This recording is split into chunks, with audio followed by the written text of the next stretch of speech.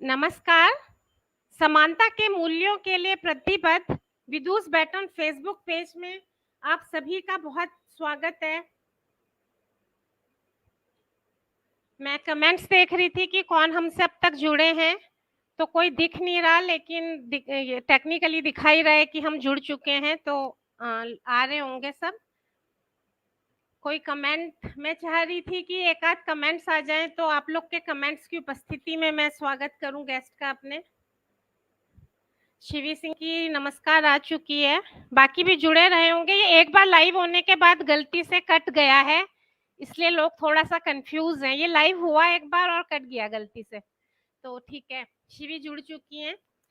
मैं उजास मायनों का इन सर्च ऑफ मीनिंग के 19वें एपिसोड के लिए बहुत बहुत स्वागत करती हूँ वरिष्ठ लेखक, टिप्पणीकार और अनुवादक दुर्गा प्रसाद अग्रवाल जी का। दुर्गा प्रसाद अग्रवाल जी, स्वागत है आपका। जी नमस्कार। नमस्कार। और जो लोग हमें अभी देख रहे हैं या जो बाद में देखेंगे, उन सबको भी नमस्कार। तो मैं बहुत इनका परिचय, किताबों के नाम और सारी सूची तो कई दिनों से परिचय में जा ही रही है पोस्ट में। मैं बहुत संक्षेप में इनका परिचय दूंगी कि क्योंकि मैंने इनके 2-3 संस्मरण पढ़े हैं इनके गुरु प्रकाश आतुर जी पे, तो ये अपने परिचय का एक बहुत महत्वपूर्ण हिस्सा उनके शिष्य होने को मानते हैं। तो मैं भी उनका परिचय उन्हीं से देना शुरू करती हूँ कि मोहनलाल सुखाड़िया विश्वविद्यालय उदयपुर के हिंदी विभागाध्यक्ष डॉक्टर प्रकाश आतुर, जो राजस्थान साहित्य अकादमी के अध्यक्ष थे और अपने जमाने के लोकप्रिय कवि भी थे, उनके पुत्रवत शिष्य दुर्गा प्रसाद अग्रवाल जी। ये तो सब जानते ही हैं कि ये इनका जो क्षेत्र है विशेष तो कथा आलोचना है, लेकिन इनकी रुचियों का क्षेत्र बहुत व्यापक है। इन्होंने अनुवाद का काम तो खैर विपुल स्तर पे किया है, संपादन का काम भी किया है, फिल्म जो इतने सारे वो होते हैं, फिल्मोत्सव होते हैं, हाँ फिल्म फेस्टिवल्स जो होते हैं, उनके संचालन से, उनकी चयन समिति से ये लगातार जुड़े रहे हैं। और इनकी जो फ्लेक्सिबिलिटी या हम इनका नवाचार कहें तो ये हम देख रहे हैं कि जो नए जमाने के जो माध्यम है, सोशल डिजिटल माध्यम, उनमें ये इतनी जोर शोर से सक्रिय है कि हम हर तरफ इनकी वहाँ भी गतिविधि पाते हैं। जो पारंपरिक जमाने की गोष्ठियाँ और वर्कशॉप्स होती हैं, वहाँ भी हम लगातार इन्हें शिरकत करते हुए देखते हैं। किताबें इनकी दर्जन से कहीं ऊपर हैं, स्वतंत्र रूप से किताब के रूप में लिखी हुई भी हैं, लेखों के संकलन भी हैं, उनके क्षेत्र बहुत व्यापक हैं। लिस्ट मैंने इनकी दी ही थी कि उसमें क्या कौन कौन सी इन्होंने लिखी हैं किताबें। आकाशवाणी और दूरदर्शन से भी इनका प्रसारण होता रहता है और अपने समसामयिक समय की जो टिप्पणियां हैं वो लगातार उन विषयों पे ये टिप्पणियां, अपने विचार रिफ्लेक्ट करते रहते हैं। प्रतिष्ठित पत्र पत्रिकाओं में अक्सर दिखते ही हैं और इस समय भी ये एक स्तंभ लिख रहे हैं रेगुलर। तो मैं इनको मंच सौंपने से पहले, जो हमारी थोड़ी सी एक रवायत बन गई है अपने वक्ता का स्वागत कविता के माध्यम से करने का, तो इस समय उजास नाम है इन सर्च ऑफ मीनिंग कार्यक्रम का। मेरे जीवन में प्रकाश में ये अपने व्यक्तिगत और साहित्यिक लेखकीय जीवन, पूरा जीवन के जो आयाम है, उनमें जो जहाँ से इनको उजास मिली है, निजी भी तौर पे भी और साहित्यिक तौर पे भी, उसको वो बहुत एक व्यापक स्तर पे लेके आ रहे हैं। अपने निजी प्रसंग, स्वयं प्रकाश और प्रकाश आतुर जी के से जुड़े हुए जो उनके निजी प्रसंग हैं, और आज रविन्द्रनाथ टैगोर की पुण्यतिथि भी है, तो मुझे लगा कि हम उनके भी प्रकाश को शामिल कर लें और उन्हीं के शब्दों से मैं इनका स्वागत करूंगी। तो रविन्द्रनाथ टैगोर की बात करो और जमाना भी उस तरफ इशारा करता है कि सबसे पहले तो एकला चलो रे याद आता है कि चाहे कुछ भी हो जाए पर हम अपने उससे ना डगे, और एक अनभय और निर्भय सांचा जो कबीरदास से लें, रविन्द्रनाथ टैगोर से लें, कहीं से भी लें, लेकिन बहुत सख्त जरूरत है कि हम उसे लें।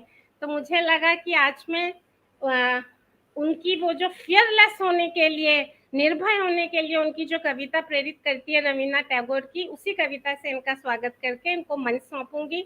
हमारे साथ हरिमोहन शर्मा सर जुड़े हुए हैं, योगेंद्र आहूजा सर जुड़े हुए हैं, पल्लव जी जुड़े हुए हैं, प्रियंका गर्ग जुड़ी हुई हैं, माधव हाडा जी को पल्लव जी आवाज लगा रहे हैं रश्मि भटनागर हैं, साधना मोहन जी जुड़ी हुई हैं देहरादून से, रेणु त्रिपाठी जी, शिवी सिंह, आप सभी का मैं बहुत स्वागत करती हूँ और आपको भी नमस्कार।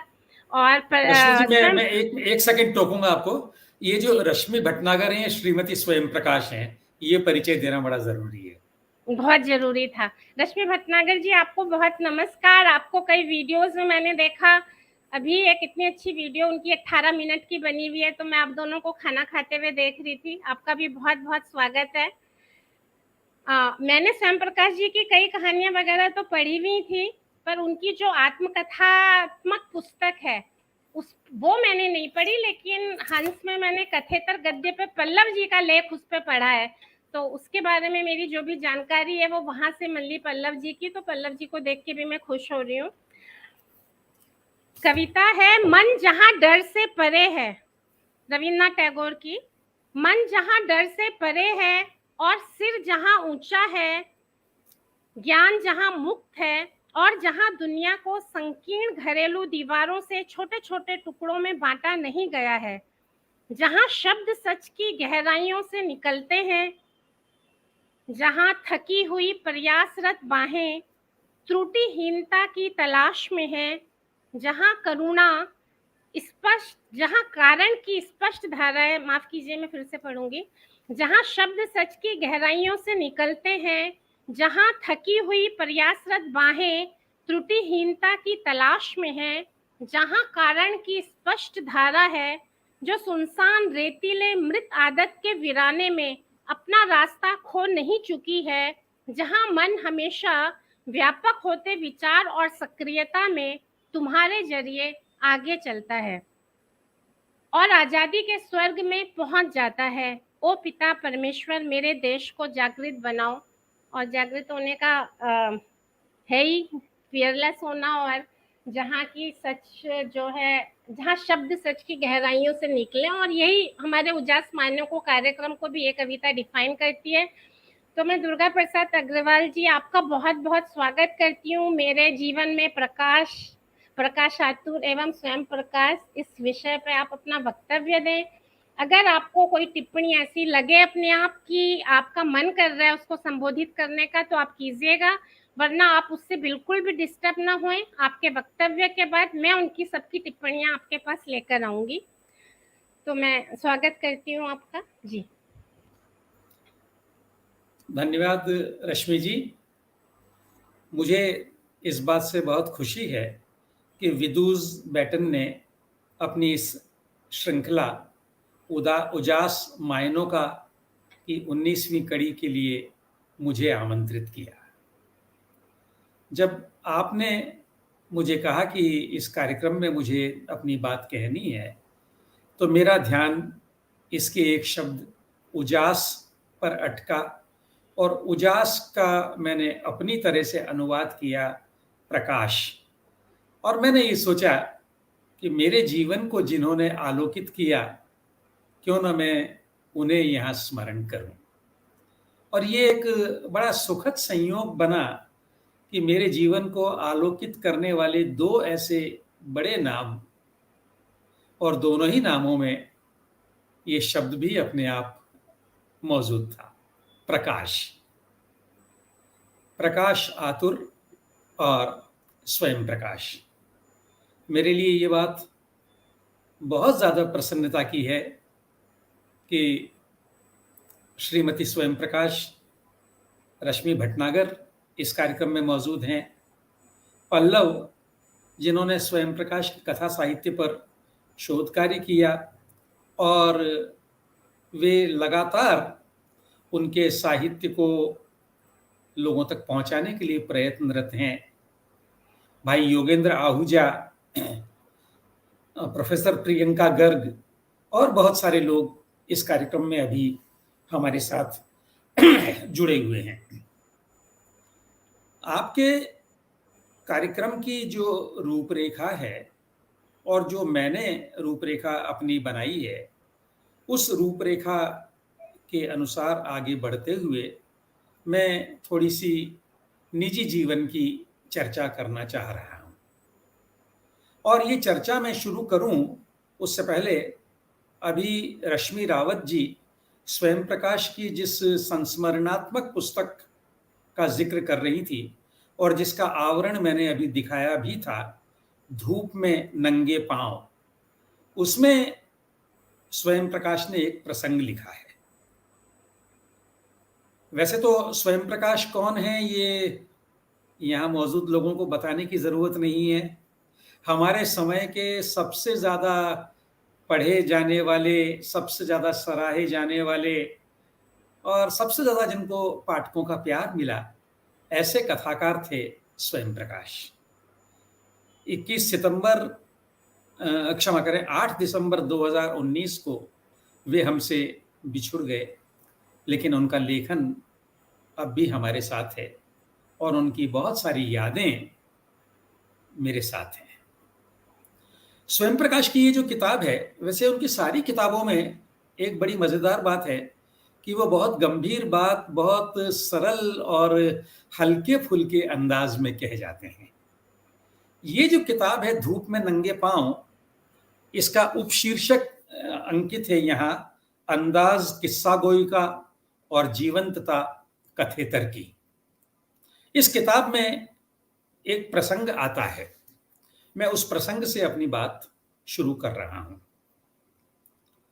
आप सब लोग जानते हैं और नहीं जानते हैं तो मैं बता दूँ, स्वयं प्रकाश की जो मूल शिक्षा थी वो अभियांत्रिकी की थी और वे लंबे समय तक टेलीफ़ोन विभाग में तकनीकी पदों पर काम करते रहे हैं। जब वे सुमेरपुर में टेलीफ़ोन एक्सचेंज में आरएसए थे, तब उनसे मेरी अधिक घनिष्ठता हुई क्योंकि मैं सुमेरपुर से 40 किलोमीटर दूर सिरोही में कॉलेज में पदस्थापित था। हम लोगों के मेल-जोल की एक परिणति यह भी हुई कि स्वयं प्रकाश को लगा कि मुझे हिंदी में एमए कर लेना चाहिए और उन्होंने मेरे कॉलेज से नॉन कॉलेजिएट स्टूडेंट के रूप में हिंदी में एमए कर लिया और जब हिंदी में एमए कर लिया तो फिर पीएचडी सामने नजर आने लगी। उन्होंने मोहनलाल सुखाड़िया विश्वविद्यालय उदयपुर से राजस्थान की हिंदी कहानी विषय पर शोध कार्य करने के लिए अपना पंजीकरण करवाया और 2 साल बहुत जबरदस्त मेहनत करके उन्होंने अपना शोध प्रबंध लिख लिया, सबमिट कर दिया। जिस प्रसंग की मैं बात कर रहा हूं वो प्रसंग यहीं से आता है। ये भूमिका बताना बड़ा जरूरी था। स्वयं प्रकाश ने अपनी थीसिस सबमिट कर दी। उन दिनों डॉक्टर प्रकाश आतुर वहां हिंदी विभागाध्यक्ष थे। स्वयं प्रकाश के शोध निदेशक डॉक्टर कृष्ण कुमार शर्मा थे, जिन्होंने भाषा विज्ञान और शैली विज्ञान के क्षेत्र में बहुत महत्वपूर्ण काम किया है। स्वयं प्रकाश ने यहां जो प्रसंग लिखा है, उस प्रसंग में वे किसी भी विश्वविद्यालय में ऐसा हो सकता है, सुखाड़िया विश्वविद्यालय के हिंदी विभाग के भीतर व्याप्त राजनीति और बड़े लोगों के छोटेपन इसके शिकार होते हैं। विभाग के अलग-अलग प्राध्यापक अलग-अलग कारणों से इस बात के लिए कटिबद्ध हो जाते हैं कि स्वयं प्रकाश को अपनी थीसिस रिवाइज करने के लिए मजबूर होना पड़े। वे वाइवा में कुछ उस तरह के सवाल पूछने की भूमिका बनाते हैं। अलग-अलग कारण हैं जिनका उल्लेख इस किताब में आता है और क्योंकि वे सारे लोग मेरे गुरुजन भी रहे हैं, मैं उनका नाम लेने का दुस्साहस नहीं करूंगा। लेकिन इस किताब में अगर आप किताब पढ़ेंगे तो वो सारे चेहरे आपके सामने आ जाएंगे, जाने पहचाने चेहरे भी। यहां स्वयं प्रकाश जो वर्णन करते हैं, जरा सा मैं आपको उस वर्णन को जस का तस पढ़कर सुनाऊं। वे लिखते हैं, पूरी संभावना इस बात की थी कि मुझे शोध प्रबंध दोबारा लिखकर प्रस्तुत करने को कहा जाएगा। प्राध्यापकों की आपसी खींचतानी और ईर्ष्या द्वेष का खामियाजा अधिकांशतः निर्दोष बटुकों को ही भुगतना पड़ता है। लेकिन प्रकाश आतुर मेरे लिए ढाल बनकर खड़े हो गए। एक प्रोफेसर का नाम आता है, उनको तो एक तरह से उन्होंने डपट ही दिया और दूसरे को ऐसी निगाहों से देखते रहे कि उनकी कुछ बोलने की हिम्मत ही नहीं पड़ी। प्रकाश आतुर के व्यक्तित्व का एक विशिष्ट दबदबा था। कुछ रोज पहले ही वे विश्वविद्यालय की नौकरी से त्यागपत्र देकर कांग्रेस के टिकट पर विधानसभा का चुनाव लड़ चुके थे और मुख्यमंत्री शिवचरण माथुर के काफी नजदीक माने जाते थे। थोड़ा और वर्णन आता है आगे। इस घटनापूर्ण और चमत्कारिक दिन का अंत विश्वविद्यालय द्वारा मुझे पीएचडी की उपाधि दिए जाने की अधिसूचना जारी किए जाने से नहीं, और भी चमत्कारिक ढंग से हुआ। उस शाम राजस्थान साहित्य अकादमी के अध्यक्ष डॉक्टर प्रकाश आतुर ने, जिन्हें मैं ठीक से जानता भी नहीं था, मुझे पीएचडी मिलने की खुशी में अपने आवास पर अपने अंतरंग मित्रों को दावत दी। सबसे पहले उन्होंने मुझे डॉक्टर स्वयं प्रकाश कहकर हंसते हुए गले लगाया। हम सबको छक कर दारू पिलाई और रात लगभग 2:30 बजे श्रीमती प्रकाश आतुर ने हमें बेहद लजीज और गर्मा गर्म खाना खिलाया। स्वयं प्रकाश डॉक्टर प्रकाश आतुर को, जिन्हें उन्होंने लिखा है कि जो स्वयं प्रकाश को अच्छी तरह जानते भी नहीं थे, इस तरह से याद किया है। अब यहां जिन प्रकाश आतुर का जिक्र आया है, राजस्थान में तो प्रकाश आतुर के नाम से साहित्य की दुनिया में शायद ही कोई अपरिचित हो, लेकिन हो सकता है राजस्थान से बाहर के जो हमारे मित्र इस कार्यक्रम को देख रहे हैं, वे उनके नाम और काम से परिचित ना हो। तो मैं थोड़ी सी गुस्ताखी कर रहा हूं उनका परिचय खासतौर से राजस्थान के बाहर के अपने मित्रों को देने की। डॉक्टर प्रकाश आतुर मोहनलाल सुखाड़िया विश्वविद्यालय में हिंदी विभाग के अध्यक्ष थे। ये उनका एक परिचय है। दूसरा परिचय ये कि वे लगभग 9 वर्ष तक राजस्थान साहित्य अकादमी के अध्यक्ष रहे और आज राजस्थान में इस बात को एक तरह से निर्विवाद रूप से मान लिया गया है कि उनसे बेहतर अध्यक्ष राजस्थान साहित्य अकादमी को आज तक नहीं मिला है। उनकी अपनी राजनीतिक विचारधारा थी, उनका अपना सोच था, लेकिन साहित्य अकादमी में उन्होंने उस विचारधारा को अलग रखकर सभी लोगों को उससे जोड़ा। मुझे इस बात से आश्चर्य होता है कि 1989 में डॉक्टर प्रकाश आतुर का निधन हुआ था, लेकिन उसके बाद से भी राजस्थान साहित्य अकादमी ने ऐसा कोई काम नहीं किया जो उन्होंने ना कर लिया हो। यानी वे एक ऐसी रेखा वहां खींच गए कि उससे बड़ी रेखा अब तक कोई खींच नहीं पाया है। इसके अलावा वे राजनीतिक प्राणी भी थे। जैसा स्वयं प्रकाश ने भी उल्लेख किया कि मोहनलाल सुखाड़िया जैसे लोकप्रिय और बड़े और कद्दावर मुख्यमंत्री के बाद उन्होंने उदयपुर से विधानसभा का चुनाव लड़ा और बहुत थोड़े वोटों से वे पराजित हुए। इसके अलावा, हाँ पल्लव जी, आपका अभिवादन करता हूं मैं, अब मत देख लीजिएगा, देखो धमकी दे रहे हैं लोग यहां। ममता जी प्रणाम करता हूं मैं। तो ये जो प्रकाश आतुर थे, ये तो उनका एक परिचय है, लेकिन दूसरा प्रकाश आतुर जिसे मैं जान सका, मैं थोड़ी सी उसकी भी चर्चा करना चाहूंगा। वे बहुत सामान्य पृष्ठभूमि के व्यक्ति थे और इस बात को उन्होंने कभी छिपाया नहीं, और जो लोग उन्हें जानते हैं वे पुष्टि भी करते हैं कि वे सही कह रहे थे। वे रेल के डिब्बों में मंजन और चूर्ण बेचा करते थे। इसके बाद उदयपुर के एक निजी स्कूल में वे अध्यापक बने और उसके बाद महाराणा भूपाल कॉलेज, जो कि उस वक्त गवर्नमेंट कॉलेज था, वहां पर अध्यापक बने। और जब वो कॉलेज विश्वविद्यालय का अंग बना तो वे विश्वविद्यालय के प्राध्यापक बने और धीरे धीरे विभागाध्यक्ष के रूप में वे पदोन्नत हुए। एक बहुत सामान्य पृष्ठभूमि, बहुत बड़ा परिवार, लेकिन इस सामान्य पृष्ठभूमि ने उन्हें ऐसी संवेदना दी कि जो भी व्यक्ति उनके पास किसी सहायता का अनुरोध लेकर गया, निसंकोच उन्होंने उसकी सहायता की। मेरे सूत्र उनके साथ यहीं से, इस बात से ही जुड़ते हैं। अब इस बात को मैं आगे बढ़ाऊं उससे पहले थोड़ा सा अपने बारे में भी मुझे बता देना चाहिए, ताकि बातें थोड़ी सी स्पष्ट हों। मैं लगभग 35 वर्ष राजस्थान शिक्षा सेवा में कार्यरत रहा हूं। एक लेक्चरर के रूप में मैं नियुक्त हुआ, और जैसा हमारे यहाँ होता है, पदोन्नत होते होते मैं संयुक्त निदेशक कॉलेज शिक्षा के पद से 2003 में सेवानिवृत्त हुआ। इन 35 वर्षों में मैंने थोड़ा बहुत लिखा, थोड़ा बहुत अनुवाद कार्य किया, कुछ स्तंभ लिखे, लेकिन अब जरा मैं जब पीछे मुड़कर देखता हूं और अपनी पृष्ठभूमि को याद करता हूं, तो खुद मुझे आज भी आश्चर्य होता है। आश्चर्य इसलिए होता है कि मेरी पृष्ठभूमि पढ़ने लिखने की थी ही नहीं। मेरे माँ बाप लगभग निरक्षर थे। पिता उदयपुर में व्यवसाय करते थे, छोटा मोटा व्यवसाय उस जमाने के हिसाब से, और लंबी बीमारी के बाद जब मैं 10वीं में पढ़ रहा था, उनका निधन हो गया था।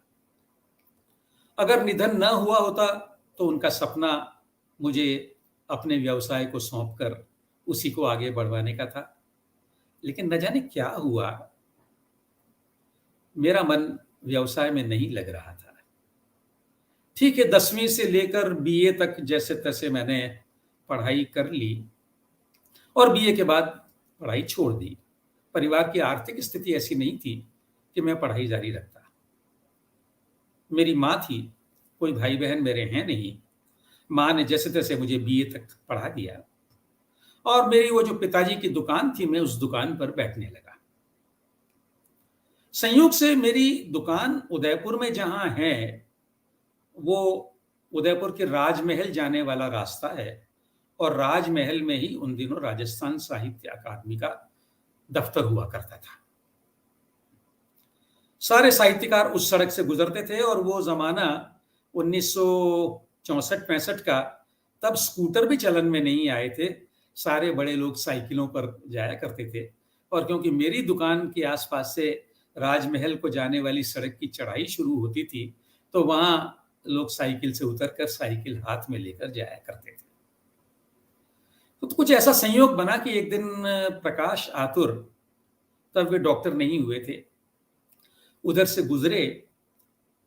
मेरी और उनकी निगाहें मिली, मैंने उनको नमस्ते किया। वे रुके और मुझसे कहा कि तुम आजकल कॉलेज में नजर नहीं आते हो, क्या बात है? मैंने कहा जी मैंने पढ़ाई छोड़ दी है। क्यों छोड़ दी? कारण बता दिया।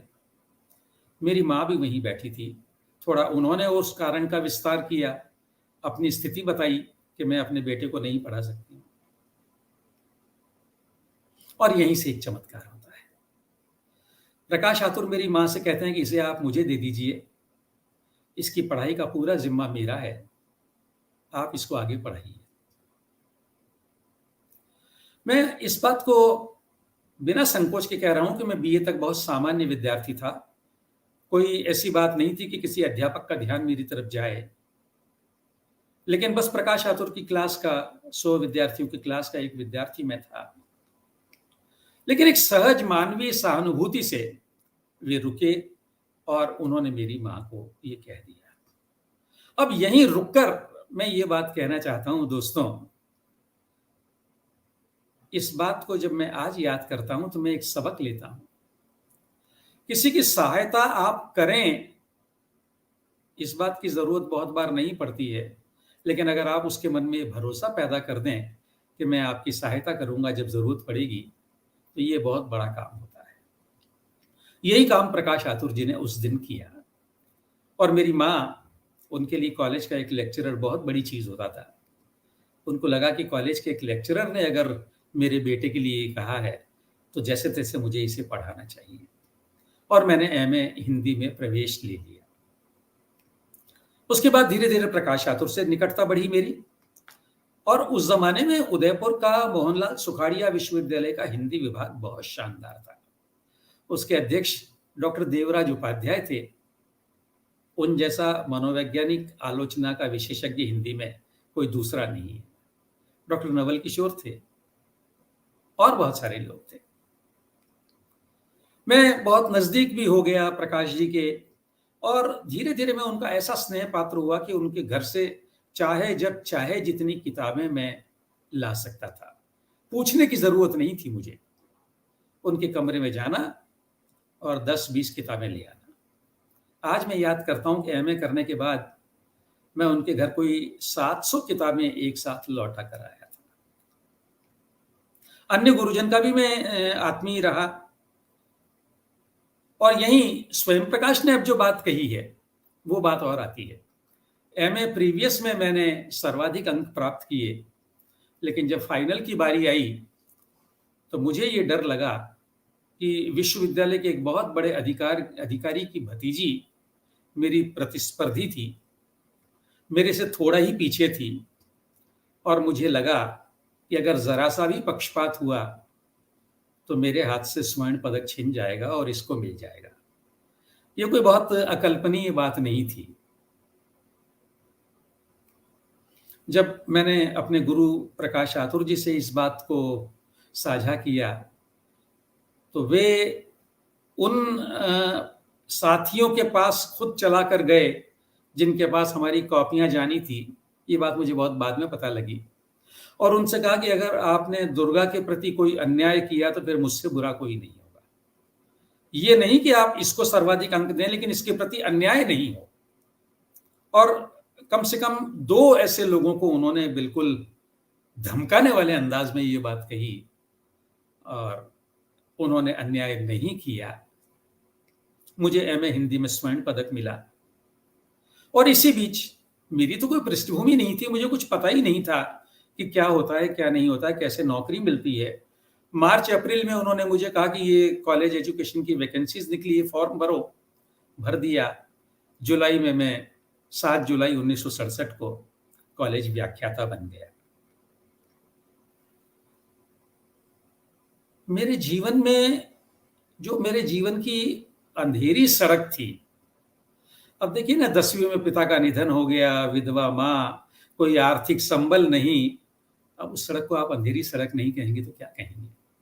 उस अंधेरी सड़क पर जिन्होंने प्रकाश किया, वे प्रकाश आतुर थे। मेरा रिश्ता उनसे एमए करके खत्म नहीं हुआ। एक और बात यहां बताऊं, एमए करने के बाद मैंने चाहा कि मैं पीएचडी कर लूं। तब तक प्रकाश आतुर पीएचडी नहीं थे, गाइड होने की तो बात ही क्या करें। मैंने अपने कुछ गुरुजन से ये कहा कि मैं आपके अंडर में पीएचडी करना चाहता हूं। उनमें से 2 ने बिल्कुल 2 टूक शब्दों में मुझे ये कहा कि देखो तुम तो लेक्चरर हो गए हो, तुम उदयपुर में रहते नहीं हो, तुम हमारे किस काम के, हम तुम्हें पीएचडी क्यों करवाएं, तुम हमारे किस काम के। आज जब बहुत सारी बातें हम सुनते हैं ना कि किस तरह से पीएचडी के गाइड अपने विद्यार्थियों का शोषण करते हैं, तो मुझे वो बात याद आती है कि तुम हमारे किस काम के। मन के किसी कोने में एक बात थी कि मैं पीएचडी करूं तो प्रकाश आतुर के साथ ही करूं और इनका पहला पीएचडी विद्यार्थी हूं। इस बीच कुछ पारिवारिक स्थितियां मेरी ऐसी बनी कि मैंने एक जगह रजिस्ट्रेशन करवाया, काम नहीं कर पाया, टलता गया। डॉक्टर प्रकाश आतुर हो गए और मैंने उनके अंडर में रजिस्ट्रेशन करवा लिया। मैं उनका पहला विद्यार्थी था और ये बड़ी सुखद बात है कि पल्लव ने अभी जिनको याद किया, पल्लव के गुरु डॉक्टर माधव हाड़ा, जो आजकल मध्यकालीन काव्य के बहुत बड़े विद्वान हैं, वे डॉक्टर प्रकाश आतुर के अंतिम पीएचडी थे। प्रकाश आतुर के अंडर में मैंने पीएचडी कर ली। अब वो सभी लोग जानते हैं कि पीएचडी करने के बाद एक रस्म होती है, जिस दिन आपको पीएचडी अवार्ड होती है, एक बड़ा खाना होता है, दावत होती है, खाना और पीना होता है। और उसका सारा खर्चा उस नए डॉक्टर को वहन करना होता है। तब तक मुझे भी नौकरी करते हुए 7-8 साल हो गए थे, मैं भी इन चीज़ों से परिचित हो गया था। तो उस दिन सुबह मैंने डॉक्टर प्रकाश आतुर से पूछा, मैंने कहा, गुरुजी, मुझे क्या प्रबंध करना है? बहुत शालीनता से। मैं आज भी उनका वो तमतमाया हुआ चेहरा याद करके सिहर रहा हूँ। बिल्कुल चेहरा लाल हो गया, गुस्से से लाल। तुम पूछने वाले कौन होते हो? आज डॉक्टर प्रकाश आतुर के बेटे ने पीएचडी की है, वो डॉक्टर बना है। जो करना है प्रकाश आतुर करेगा। अब बताइए कोई क्या बोले? मैं भी क्या बोलता? और फिर वही हुआ जिसका वर्णन स्वयं प्रकाश ने अपने संदर्भ में किया है। स्वयं प्रकाश के लिए उन्होंने किया, ये और बड़ी बात थी। मेरे लिए तो उनको करना ही था। मुझे वे अपना बेटा मानते थे। और जब उनका निधन हुआ, शोक सभा हुई उदयपुर में, तो अनायास मेरे मुंह से ये बात निकल पड़ी थी कि मैं नहीं जानता पुनर्जन्म होता है या नहीं होता है, लेकिन अगर होता हो तो अगले जन्म में मुझे प्रकाश आतुर का ही बेटा बना। वे बहुत प्रखर वक्ता थे, लेकिन साहित्य अकादमी में उन्होंने जो काम किया उसके आगे उनकी सारी प्रतिभा छिप गई, दब गई। ये कुछ वैसा ही मामला है जैसा आप देखते हैं ज्ञान रंजन के साथ हुआ कि जब उन्होंने पहल का संपादन किया तो लोग इस बात को करीब-करीब भूल गए कि ज्ञान रंजन अच्छे कहानीकार भी थे। थोड़ा-थोड़ा राजेंद्र यादव के साथ भी हुआ। हंस का संपादक इतना बड़ा हो गया कि कथाकार राजेंद्र यादव को लोग भूलने लगे। प्रकाश आतुर बहुत अच्छे कवि थे, मंच के बहुत अच्छे कवि थे। राजस्थान से नई कविता का जो पहला संकलन निकला था, और अगर मैं भूल नहीं रहा हूं तो तार सप्तक से पहले निकला था, जिसका नाम था सप्त किरण। वही पैटर्न तार सप्तक वाला 7 कवियों का संकलन, प्रकाश आतुर उसके कवि थे। बहुत अच्छी कविताएं, बहुत अच्छा विचारपूर्ण गद्य, लेकिन आज लोग याद करते हैं यहाँ तो केवल राजस्थान साहित्य अकादमी के अध्यक्ष प्रकाश आतुर को। लेकिन मैं जिस प्रकाश आतुर को याद करता हूँ वो इन सब के अलावा एक बेहतर और संवेदनशील इंसान भी थे। अब मैं उनके बारे में घंटों बोल सकता हूँ, लेकिन मुझे लगता है कि मुझे स्वयं प्रकाश के बारे में भी अब बात करनी चाहिए। 2 प्रकाशों की बात है ना, तो एक प्रकाश की बात मैंने कर ली, स्वयं प्रकाश की बात भी करूं। ये शायद 1970 के आसपास की बात है, मुझे सही सन याद नहीं आ रहा है। 70 के आसपास की बात मैं इसलिए कह रहा हूं कि 1974 में चित्तौड़ से मेरा तबादला सिरोही हो गया था, तो उससे पहले की बात ये है, 70 के आसपास की बात मैं इसलिए कह रहा हूं। एक दिन मेरे सरकारी बंगले की घंटी बजी और एक धर्मेंद्र की तरह का युवक बाहर खड़ा था। वो जानना चाह रहा था कि सदाशिव श्रोत्री का घर कहाँ है। जरा सी बात हुई, उन्होंने ये भी बता दिया कि उनका नाम स्वयं प्रकाश है। स्वयं प्रकाश का नाम मैंने सुना था।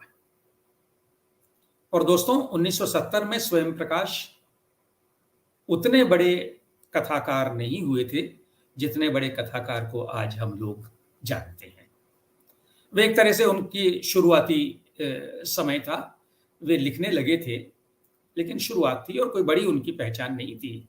वे अपने मित्र सदाशिव श्रोत्री से मिलने आए थे। सदाशिव जी भी आप जानते होंगे बहुत अच्छे कवि हैं। एक ज़माने में कहानियाँ भी उन्होंने खूब लिखी थी, बहुत अच्छे गद्यकार हैं। अंग्रेजी के प्राध्यापक वे उसी कॉलेज में थे जिस कॉलेज में मैं था, और मेरे जीवन को जिन्होंने बहुत प्रभावित किया है उनमें से एक वे भी हैं। कभी उनकी भी चर्चा करूंगा। मैंने स्वयं प्रकाश को सदाशिव जी का घर बता दिया और शाम को सदाशिव जी ने मुझे अपने घर आमंत्रित किया कि मेरा दोस्त स्वयं प्रकाश आया हुआ है, तो आज एक गोष्ठी जमेगी। स्वयं प्रकाश बहुत अच्छा गाते थे, बहुत सुरीला। कविताएं भी उन्होंने खूब लिखी थी, मंच वाली कविताएं, लेकिन वो उस तरह की निरर्थक मंच वाली कविताएं नहीं थी। उन कविताओं में बिल्कुल सामाजिक चेतना थी, उसमें जनपक्षधरता थी, संदेश था। बेशक रोमांटिक कविताएं भी थी। उनका एक गीत बहुत प्यारा था, आज एक लड़की को नींद नहीं आएगी।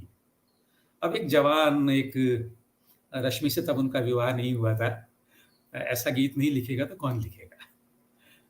फिल्मी गाने मेहदी हसन, जगजीत सिंह, इन सबको डूब कर गाते और सुनाते थे। मुझे अब भी याद है, मुझे जीने दो का वो गाना लता मंगेशकर का गाया हुआ और जयदेव का संगीतबद्ध किया हुआ, रात भी है भीगी भीगी, चांद भी है कुछ मध्यम मध्यम, स्वयं प्रकाश ने उस दिन सुनाया था। मेहदी हसन सुनाया था उन्होंने, देख तो दिल के जहां से उठता है, ये धुआं कहां से उठता है। गुलाम अली सुनाया था। अधिकांशतः दूसरों की रचनाएं और कुछ उनकी कविताएं और गीत। 1.5-2 घंटे उन्हें हम लोगों ने सुना, खाना वाना खाया, चले आए। ये थी मेरी स्वयं प्रकाश से पहली मुलाकात। इसके बाद एक अंतराल होता है 3-4 सालों का।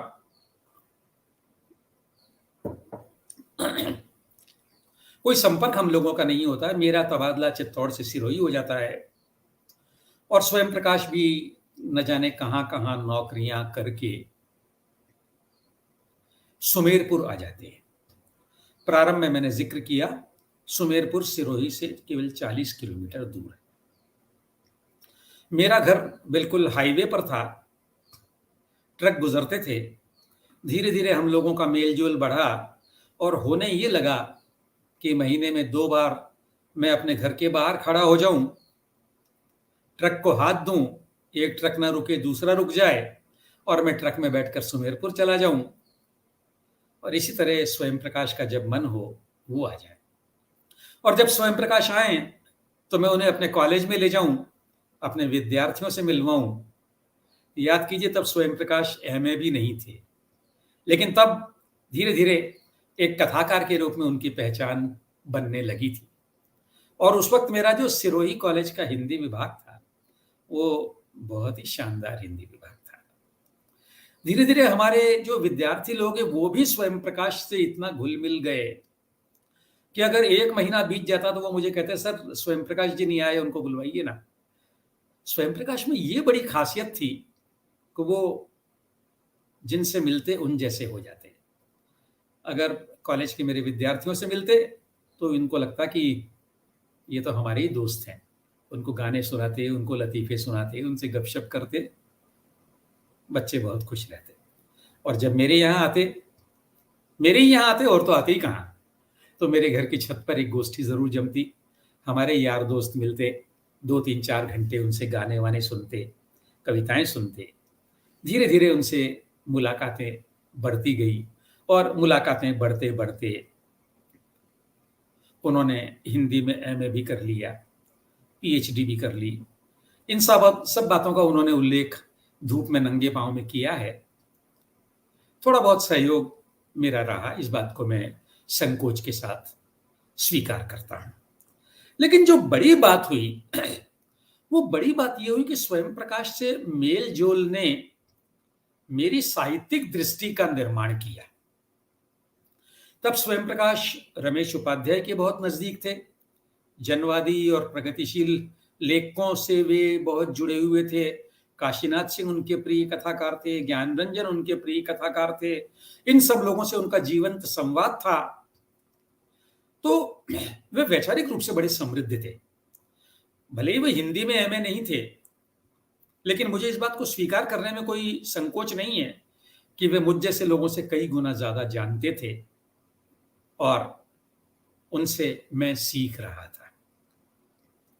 आज स्वयं प्रकाश के उस सानिध्य को मैं याद करता हूं तो मैं उनके प्रति कृतज्ञ होता हूं। अगर स्वयं प्रकाश मुझे न मिले होते और उनसे मुझे वो सारी साहित्यिक दृष्टि नहीं मिली होती तो आज मैं इस कार्यक्रम में आपसे मुखातिब नहीं हो रहा होता। मैं हिंदी के हजारों लाखों गुमनाम अध्यापकों की तरह से सेवानिवृत्त होकर कहीं गुमनामी के अंधेरों में खो चुका होता। अगर मैं कुछ लिखने पढ़ने लगा तो इसका बहुत ज़्यादा श्रेय स्वयं प्रकाश की सोहबत को है, उनकी दोस्ती को है। वे आते मेरे कॉलेज की लाइब्रेरी से खूब सारी किताबें ले जाते, लेकिन जितनी किताबें वो ले जाते उससे ज़्यादा वे वैचारिक रूप से मुझे समृद्ध करते। लंबी-लंबी चिट्ठियाँ लिखने का उनको भयंकर शौक था।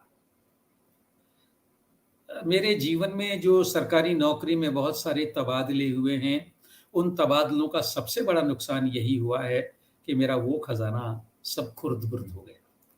स्वयं प्रकाश की कम से कम 1000 चिट्ठियाँ तो मेरे पास होंगी, लंबी-लंबी 3-3, 4-4 पन्नों की, और ऐसी सधी हुई उनकी हैंडराइटिंग।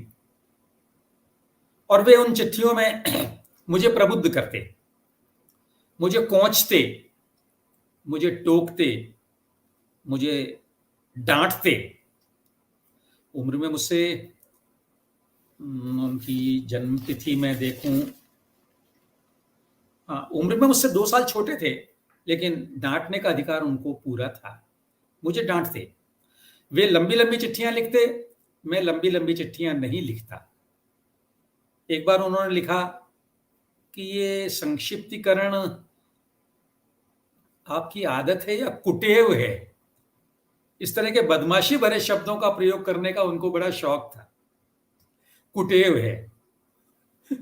इसी तरह वे मुझे बार-बार कहते हैं कि दुर्गा बाबू तुम लिखो, और मैं बिल्कुल कामचोर। एक बार बहुत डाँट कर, बहुत अफ़सोस से उन्होंने कहा कि दुर्गा बाबू आप में महत्वाकांक्षा का घोर अभाव है। वो मुझे रास्ता बताते, ये लिखो, वो लिखो, योजनाओं की कमी नहीं थी उनके पास। इतनी सारी योजनाएँ, और वे कहते ये करो दुर्गा बाबू, वो करो, ये करो, वो करो। और ज्ञान उनका आप अगर फ़िल्म संगीत की बात करें तो वो उसमें गहराई में डूब जाएँ।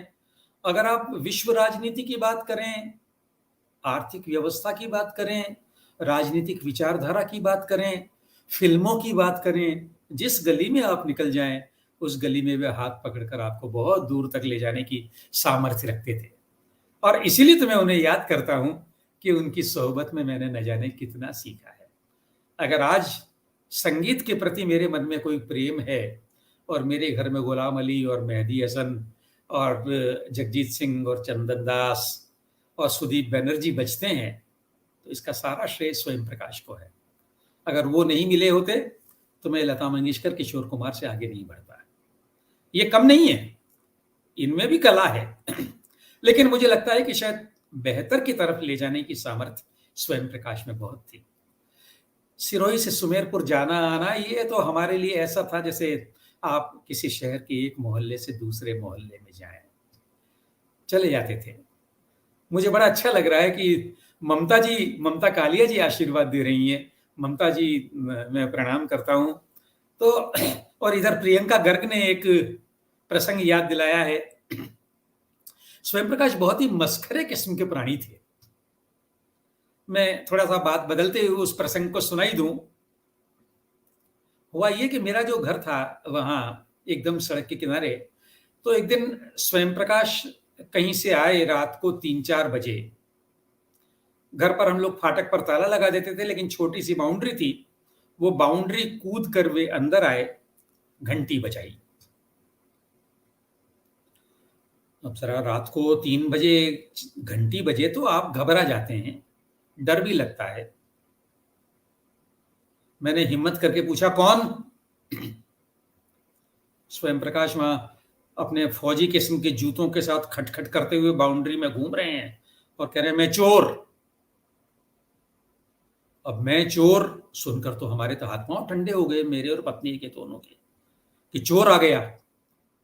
अब हम लोगों को उस गहरी नींद में ये नहीं सूझा कि कोई चोर आकर इस तरह से अपना ऑडियो में विजिटिंग कार्ड पकड़ाएगा, कोई मुंह से ये कहेगा कि मैं चोर हूं, ये नहीं सूझा।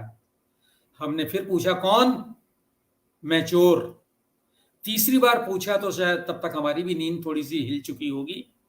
आवाज पहचान में आई, फाटक खोला, अंदर आए, जोर का ठहाका लगा, इतनी जोर का कि शायद पड़ोस वालों की भी घर की बत्ती जल गई कि क्या हुआ। स्वयं प्रकाश को चाय का भयंकर शौक था। चाय का और सिगरेट का। बार-बार चाय पीते हुए तो उनको संकोच भी होता था बनवाते हुए, हालाँकि वो संकोची प्राणी नहीं थे और संकोच करने की ज़रूरत नहीं, वो इतना घुल-मिल जाते थे मेरी पत्नी से, मेरे बच्चों से। अपनी कई किताबें तो उन्होंने मेरे बच्चों को नाम लिख कर दी है, प्रिय बिट्टू चारू के लिए। और बच्चों को के भी शायद अगर उनसे आप फ़ेवरेट अंकल जी कौन है पूछें, तो एक पल भी उनको सोचने में नहीं लगेगा। फ़ेवरेट अंकल जी चारू और बिट्टू जो मेरे बच्चे हैं, उनके स्वयं प्रकाश जी। तो स्वयं प्रकाश मेरी पत्नी से कहते, "भाभी जी आप तो एक बाल्टी में चाय बना के रख दीजिए, मैं पीता रहूँगा।"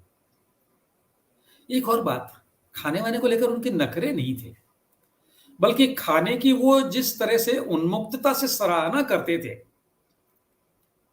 बनाने वाले का मन खुश हो जाता था। और जब मैं स्वयं प्रकाश की बात कर रहा हूँ, तो मुझे यहाँ प्रकाश आतुर भी याद आ रहे हैं, उनमें भी यही था कि खाने का जो उनका शौक था और खिलाने का उससे ज़्यादा और खाने की सराहना का उससे भी ज़्यादा। मुझे एक बड़ा मज़ेदार प्रसंग याद आ रहा है। एक बार जयपुर में वे आए हुए थे और बहुत सारे लोगों को एक नाम याद होगा, प्रभा ठाकुर। प्रभा ठाकुर कांग्रेस की नेता थी और बड़ी अच्छी गीतकार थी। उनका एमआई रोड पर एक रेस्टोरेंट था। तो प्रकाश जी और हम लोग गुरुजी और हम 2-3 लोग प्रभा ठाकुर के इस रेस्टोरेंट में खाना खाने गए। रात को 11, साढ़े 11, 12 बज गई होगी। तभी अचानक लाइट चली गई। 2, 4, 5 जो ग्राहक थे, वो भी थोड़े कुनमुना रहे थे, थोड़ा-सा नाराज़ हो रहे थे। जैसे-तैसे एक दाल आई। प्रकाश जी ने उस दाल की एक चम्मच मुँह में ली और ज़ोर से, क्योंकि लहीम-शहीम लंबे-चौड़े व्यक्ति थे, बुलंद आवाज़ थी। वाह! क्या दाल है! बजाओ ताली। और वो जो 5-7 ऊबे हुए ग्राहक थे, उनसे भी उन्होंने ताली बजवा ली। कोई और होता तो कहता कैसी दाल है, कैसी सड़ी दाल है, लेकिन उन्होंने उसको भी एन्जॉय किया। तो वो खाने-वाने को एन्जॉय करते थे। स्वयं प्रकाश में भी ये गुण बहुत था। तो ये जो स्वयं प्रकाश ने वहाँ से पीएचडी कर ली और पीएचडी करने के बाद उनको लगा कि अब मैं ये टेलीफ़ोन वाली नौकरी छोड़ दूँ, तो वो हिंदुस्तान ज़िंक में राजभाषा अधिकारी होकर चले गए। और फिर वहाँ से उन्होंने एक और छलांग लगाई, हिंदुस्तान ज़िंक में ही वो विजिलेंस ऑफ़िसर हो गए। उनके कई तबादले एक के बाद एक होते रहे। वो देबारी गए, वो पता नहीं किन-किन जगहों पर गए। उसी दौर में अगर आपको याद हो, जब श्रीमती इंदिरा गांधी की हत्या हुई थी, तो वे सरगीपल्ली, उड़ीसा में पोस्टेड थे। सरगीपल्ली उड़ीसा का एक बहुत ही दूरस्थ और दुर्गम स्थान है। इंदिरा गांधी की हत्या के बाद जो अराजकता, अव्यवस्था और खतरनाक समय हम लोगों ने देखा है, उस समय में वे ट्रेन में यात्रा कर रहे थे और उस यात्रा का जो वृत्तांत उन्होंने मुझे अपने पत्र में लिखा। मैंने बताया ना, उनको लंबे-लंबे पत्र लिखने का बड़ा शौक था।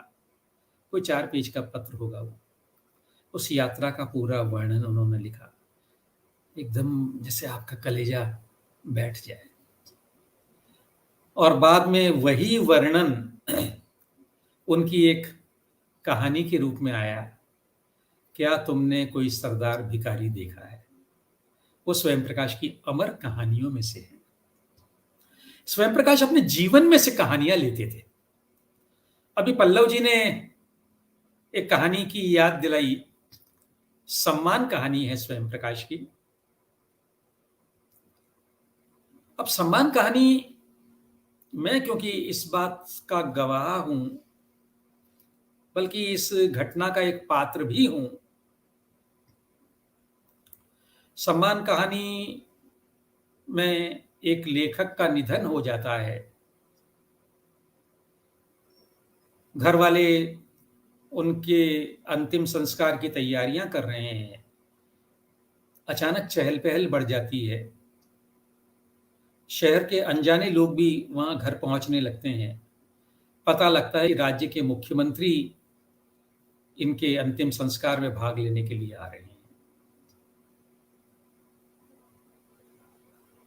पूरी कहानी मैं नहीं सुनाऊंगा, आप पढ़िए, तलाश करके पढ़िए। धीरे धीरे होता ये है कि जो आदमी दिवंगत हुआ है, जिसका निधन हुआ है, वो नेपथ्य में चला जाता है, उसकी बेकदरी होती है, मुख्यमंत्री महत्वपूर्ण हो जाते हैं। ये कहानी प्रकाश आतुर के अंतिम दिन की कहानी है। इस कहानी में स्वयं प्रकाश नाम भी लगभग मिलता जुलता ही चुनते हैं। एक वर्णन करते हैं कि उनके चाहने वाले दूर दूर से स्कूटर मोटरसाइकिलों पर उनके अंतिम संस्कार में भाग लेने आए। वो चाहने वाले दो थे, कहानी में नाम नहीं है, मैं आपको बता दूं, दुर्गा प्रसाद और माधव हाड़ा। हम लोगों को जैसे ये पता लगा कि गुरुजी का निधन हुआ है और अंतिम संस्कार होगा, हम दोनों मेरे विजय डीलक्स स्कूटर पर सिरोही से 135 किलोमीटर दूर उदयपुर गए, सीधे शमशान पहुंचे थे। कभी स्वयं प्रकाश को ही मैंने बताया होगा।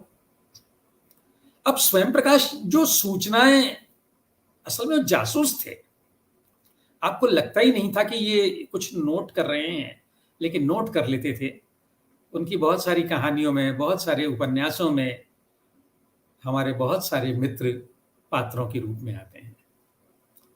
मैं भीनमाल में रहा था, हालांकि हम लोग साथ नहीं रहे, स्वयं प्रकाश मेरे बाद रहे, मैं पहले रहा था वहाँ एक कुर्बान भाई थे। अब कुर्बान भाई बहुत सामान्य एक छोटा सा दुकानदार, लेकिन कुर्बान भाई को स्वयं प्रकाश ने अपनी कहानी चौथा हादसा से अमर कर दिया। और जब उस कहानी को मैंने पढ़ा तो मुझे वो कुर्बान भाई बुरी तरह से याद आ गए। और न जाने कितने लोग भीनमाल के, कितने लोग सिरोही के, कितने लोग चित्तौड़ के उनकी कहानियों में आते हैं। नाम बदल बदल कर आते हैं, लेकिन जो लोग उन्हें जानते हैं वे पहचान लेते हैं। लेकिन वे उन लोगों को अपनी कहानी में लाते हैं रिडिक्यूल करने के लिए नहीं। जैसे ये प्रकाश आतुर वाली, उनके निधन वाली जो कहानी है, उसमें प्रकाश आतुर खलनायक नहीं हो रहे हैं। खलनायक वो पॉलिटिशियन हो रहा है, मुख्यमंत्री हो रहा है, लेकिन एक घटना का सूत्र वे लेते हैं, ढांचा वो लेते हैं और उस पर अपनी। हाँ पल्लव, मैंने कुर्बान भाई को देखा है, मेरा भी उनके यहाँ जाना आना था। बहुत छोटी सी तो जगह थी, भीनमाल जाने की जगह ही कहाँ थी। तो ठीक है, कुर्बान भाई से भी मिल लेते थे। वो जो माट साहब थे, उनका भाई जिसका जिक्र स्वयं प्रकाश ने किया है, उससे भी मेरी दोस्ती थी। वो माट साहब से बड़ी आत्मीयता थी। और वो जो उनकी तलबी कहानी के पात्र हैं, वो लोग, आप भी बहुत सारे लोगों को जानते हैं। उनकी कहानियों में श्रीमती हाड़ा, वीणा के पिताजी बाबू सिंह चौहान जी आते हैं, बहुत सारे लोग आते हैं। उनका जो एक संस्मरण है आत्म तर्पण श्रृंखला में, हंस में जो आत्म तर्पण श्रृंखला थी, उसमें स्वयं प्रकाश ये कल्पना करते हैं कि वे नहीं रहे हैं और उनके दोस्तों की क्या प्रतिक्रिया होती है। तो उसमें वे मुझे भी ले आते हैं और मैं जैसा एक बिल्कुल बहुत जल्दी घबरा जाने वाला और विचलित हो जाने वाला प्राणी हूँ, तो वो वर्णन करते हैं कि दुर्गा प्रसाद जी बैठे हैं और उनको इधर से रमाकांत जी ने पकड़ रखा है और उधर से पत्नी जी ने पकड़ रखा है और वो विह्वल हो रहे हैं। तो अभी छोटी छोटी बातें नोटिस करके वे अपनी कहानियों और अपने लेखन में डिटेल्स भरते थे और बहुत कुछ कह जाते थे। अब आप देखिए ना, हाँ, बीच में विनय भी आपने याद किया, तो बीच में विनय में सारे अपने ही लोग हैं, हम सब लोग उनको जानते हैं। और ठीक है, कोई भी कहानीकार आखिर पात्र कहाँ से लाएगा, वो अपने जीवन से, अपने आसपास से लाएगा। लेकिन स्वयं प्रकाश जो लिखते थे, मुझे बड़ी बात ये लगती है कि वे कठिन बातों को सरल बनाकर अपनी रचनाओं में पेश करने के उस्ताद हैं। अब उनके नीलकांत का सफर कहानी देखिए आप, बड़ी सरल कहानी है। और नीलकांत का सफर उन्होंने, आप विश्वास नहीं करेंगे, मेरे उस 74 शांति नगर के कमरे या उसकी छत पर उन्होंने कम से कम 10 बार तो सुनाई ही होगी। वे जब भी आते, कोई ना कोई उनसे कहता कि वो कहानी सुनाओ, और वो बहुत मजे लेकर उस कहानी को सुनाते हैं। मेरे पास किसी कैसेट में उसकी रिकॉर्डिंग भी है, लेकिन उसको मैं डिजिटाइज नहीं करवा पाया हूँ। अगर कभी करवा पाया और मैं आप लोगों को सुनवा पाऊँगा, तो आपको लगेगा वो कैसे जीवंत तरह से कहानी सुनाते थे। वो जीवंतता तो उनके पूरे व्यक्तित्व का हिस्सा थी। कभी मैंने उनको उदास नहीं देखा और जब मैं ये उदास की बात कर रहा हूँ ना, तो बात करते हुए मैं उदास हो रहा हूँ। जब वे भोपाल में थे और बीमार थे और कभी-कभी पल्लव से उनकी अस्वस्थता के समाचार मिलते थे। मैं उनको फ़ोन करता और पूछता, प्रकाश भाई कैसी तबीयत है? ठीक है दुर्गा बहू। और उसके बाद और बताओ कौन सी फ़िल्म देखी? वो अपनी बीमारी के बारे में बात करना पसंद नहीं करते थे और मुझे भी समझ में आ गया था कि वो पसंद नहीं करते हैं, तो मैं भी उनसे नहीं पूछता। एक आध बार रश्मि से पूछा। रश्मि हमारे लिए भाभी जी नहीं हुई, मेरे लिए तो नहीं हुई। रश्मि को हम लोग ब्याह कर लाए थे। स्वयं प्रकाश की शादी में हम लोग गए थे और मैंने हमेशा उनको रश्मि ही कहा है। तो रश्मि से एक आध बार पूछा तबीयत के लिए, बताया उन्होंने। धीरे-धीरे उनकी तबीयत खराब होती जा रही थी, लेकिन उनकी जीवंतता, उनकी जीवट बिल्कुल, बिल्कुल स्वयं प्रकाश के विवाह में मैं और मेरी पत्नी दोनों गए थे। और उसी में नंद भारद्वाज भी थे, उसमें डॉक्टर श्री गोपाल काबरा भी थे, उसमें और शायद हबीब भी था, बहुत सारे लोग थे और उसमें स्वयं प्रकाश की बहनों ने खासतौर से ढपली वाले ढपली बजा पर जो डांस किए हैं सड़कों पर, अद्भुत! जैसे वो सारे दृश्य मेरी आँखों के सामने आ रहे हैं। अच्छा शिवी जी, आप कह रहे हैं नीलकांत का सफ़र आपके ग्रुप में पढ़ी गई है। कितनी प्यारी कहानी है, कैसी सजीव कहानी है। आप देखिए बिल्कुल हँसी-मज़ाक चलता रहता है कहानी में और उस हँसी-मज़ाक के बीच में से स्वयं प्रकाश वो कह देते हैं जो उन्हें कहना है। मैंने इस कहानी को रखा भी था एक अंश सुनाने के लिए, अगर मिल जाए तो मैं इस कहानी का एक अंश आपके साथ साझा करूँ। हाँ, मिल गया मुझे। अब आप देखिए स्वयं प्रकाश गद्य कैसा लिखते थे। हम हिंदी वाले अपने लद्दड़ गद्य के लिए, अपने मरदूद गद्य के लिए, अपने बोरिंग गद्य के लिए बहुत कुख्यात हैं। लेकिन ज़रा स्वयं प्रकाश का एक गद्य देखिए आप। नीलकांत सफ़र कर रहे थे। चूँकि वे जनता थे, इसलिए थर्ड क्लास में सफ़र कर रहे थे और चूँकि वो थर्ड क्लास था, इसलिए ट्रेन के आखिरी डिब्बे का आखिरी कंपार्टमेंट था। बाकी ट्रेन या तो फर्स्ट थी या शयनयान या आरक्षित या और कुछ। लगता था साधारण थर्ड के इस कंपार्टमेंट को भी पीछे ही पीछे मात्र दयावश या औपचारिकता निभाने के लिए जोड़ दिया गया है।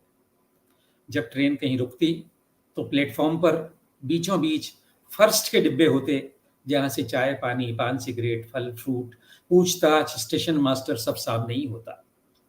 साधारण थर्ड अक्सर प्लेटफॉर्म से बहुत दूर जंगल में रुकता, जहाँ से हर स्टेशन पर बहुत सारे प्यासे अपने अपने लोटे गिलास लेकर वाटर हट की तरफ भागते, जो अक्सर सूखी या खाली या बंद होती। तब आगे का कोई नल या प्याऊ बर्र का छत्ता बन जाता, 2-4 पानी पी पाते, 4-6 भर पाते की सीटी बज जाती और लोग वापस दुम की तरफ भागते। ये सब इतना तय और सहज व शाश्वत सा था कि कोई इस बारे में नहीं सोचता। सोचता भी तो बस यही कि मुसाफिरी में तो ये सब चलता ही है।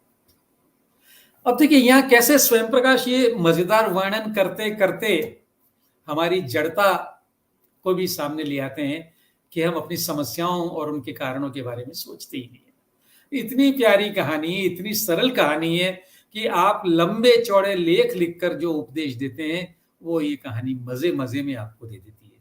उपदेश नहीं देती है असल में, आपकी चेतना को झकझोरती है, आपको जगाती है। तो वो स्वयं प्रकाश वहाँ से मैंने आपको बताया भोपाल जा बसे, उन्होंने हिंदुस्तान जिंक से वीआर ले लिया, फ़ोन पर बातें होती, फ़ोन पर भी वो खूब सारी नई बातें बताते, कौन सी फ़िल्म देखी है, कौन सी किताब पढ़ी है, वो सलाह देते, मुझसे पूछते और जब मैं बताता तो अगली बार वो ये भी बताते कि वो किताब उन्होंने पढ़ ली है, वगैरह-वगैरह। स्वयं प्रकाश से मैंने जीवन में सीखा बहुत ज़्यादा। एक छोटा-सा प्रसंग बताता हूँ। वे जावर माइन्स में थे और मैं 1 या 2 दिन के लिए जावर माइन्स उनके पास गया। सरकारी बंगला था, वहाँ वो विजिलेंस ऑफिसर थे। विजिलेंस ऑफिसर एक तरह से सतर्कता अधिकारी जो भ्रष्टाचार को रोकता है, तो बड़ा रुतबे वाला पद था। मैं थोड़ी देर ही गया हूँ उनके यहाँ, थोड़ी देर हुई है मुझे, ड्राइंग रूम में बैठे हैं, एक किताबों की अलमारी है, तभी उनके किसी सहकर्मी की पत्नी आती हैं। स्वयं प्रकाश उनका स्वागत करते हैं, आइए आइए भाभी जी, ये वो है, चाय वाय आने वाली है। तब तक वो भद्र महिला वहीं एक बुक रैक रखी है, उसके पास जाकर खड़ी हो जाती है और एक किताब निकालती है जिस पर लेखक के रूप में लिखा हुआ है स्वयं प्रकाश। अरे, ये किताब आपकी लिखी हुई है? अरे हाँ भाभी जी, कुछ नहीं, बताइए भाई साहब कैसे हैं आप? वो अभी जो कलकत्ता जाकर आई, वो यात्रा कैसी रही? मैं समझ गया कि इस बारे में बात नहीं करना चाह रहे हैं। इस बात को वो टाल गए। अब सोचिए, अगर उनकी जगह मैं होता तो मैं अपने लेखक होने का पूरा गुणगान उनको करता। हाँ, मैंने ये किताब लिखी है, इसको बहुत पढ़ा गया है और ऐसी 6 किताबें और लिख चुका हूँ, साथ में लिख रहा हूँ और मेरी इस किताब को इसने सराहा है, उसने सराहा है।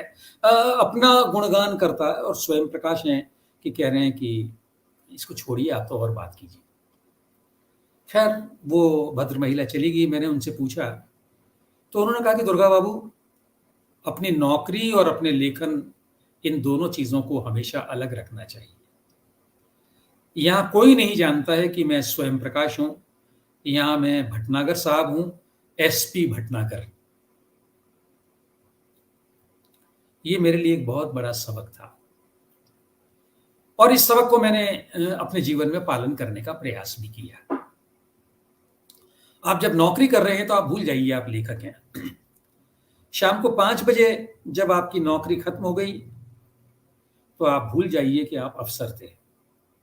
मेरी नौकरी खासी रुतबे वाली नौकरी थी और साहित्य की दुनिया के बहुत सारे लोग मुझे इसीलिए अहमियत देते थे, अपने आयोजनों में बुलाते थे कि मैं जॉइंट डायरेक्टर कॉलेज एजुकेशन हूँ।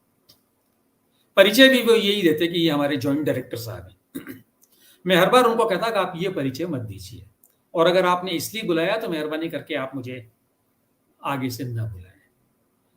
बल्कि धीरे-धीरे तो मैं ये जब समझ में आ गया तो मैं कहने लगा कि आप ये परिचय नहीं देंगे, आप केवल ये परिचय देंगे। मेरा पद वो वहाँ रह गया, मैं यहाँ उस पद के नाते नहीं आया। और इस बात का मुझे जीवन में बड़ा अच्छा फल भी मिला, बहुत आराम भी मुझे रहा।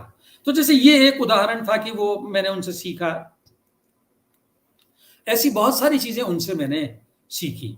ये जो अपने अपने दुःख वाली बात, अपनी बीमारी की बात वो नहीं करते। तब आप देखते हैं ना, आप किसी से पूछें आपकी तबीयत कैसी है और वो पूरा मेडिकल बुलेटिन आपको सुनाने लग जाता है। आप त्रस्त होते हैं कि ये कब बंद करें। असल में हम रस्मी तौर पर पूछते हैं, हम किसी के दुःख में साझीदार नहीं होना चाहते हैं। स्वयं प्रकाश में ये समझ थी कि अपने दुःख का ज़्यादा गान मत करो। नहीं करते थे। लेकिन आपके दुःख को साझा करने में वो पीछे भी नहीं रहते थे। आपके दुःख को भी और आपकी खुशी को भी। मेरे दुःख में भी वे मेरे सबसे बड़े सहभागी बने हैं और मेरी खुशियों में भी वो इतनी अच्छी तरह शामिल हुए हैं कि मुझे लगा कि ये मेरे से ज़्यादा तो इनकी खुशी है।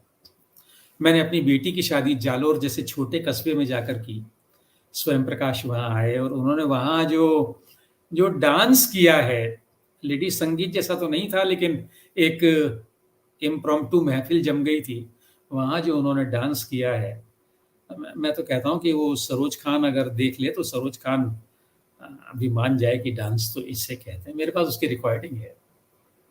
तो नाचना, गाना, उछलना, कूदना, हंसी मजाक करना, ये इतना ज्यादा उनमें था।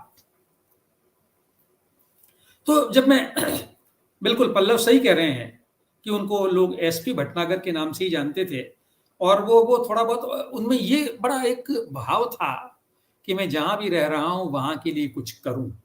अगर हिंदुस्तान जिंक में रहे तो वहां किया, सुमेरपुर में रहे तो वहां बहुत सारी एक्टिविटीज की, और इन सब का जिक्र इस किताब में खूब अच्छी तरह आता है, धूप में नंगे पाँव में। अगर आपको ये किताब मिले तो आप जरूर पढ़ें। तो ये जो जो स्वयं प्रकाश थे, अब मैं कितना याद करूं, कैसे उनको याद करूं, मैं उनको भूल नहीं सकता। बल्कि सच तो ये है कि अगर आज मैं आपसे यहाँ बात कर रहा हूं, रश्मि रावत जी ने और विदुष बैटन ने मुझे यहाँ बात करने के लिए आमंत्रित किया है, तो इसका पूरा श्रेय स्वयं प्रकाश को है।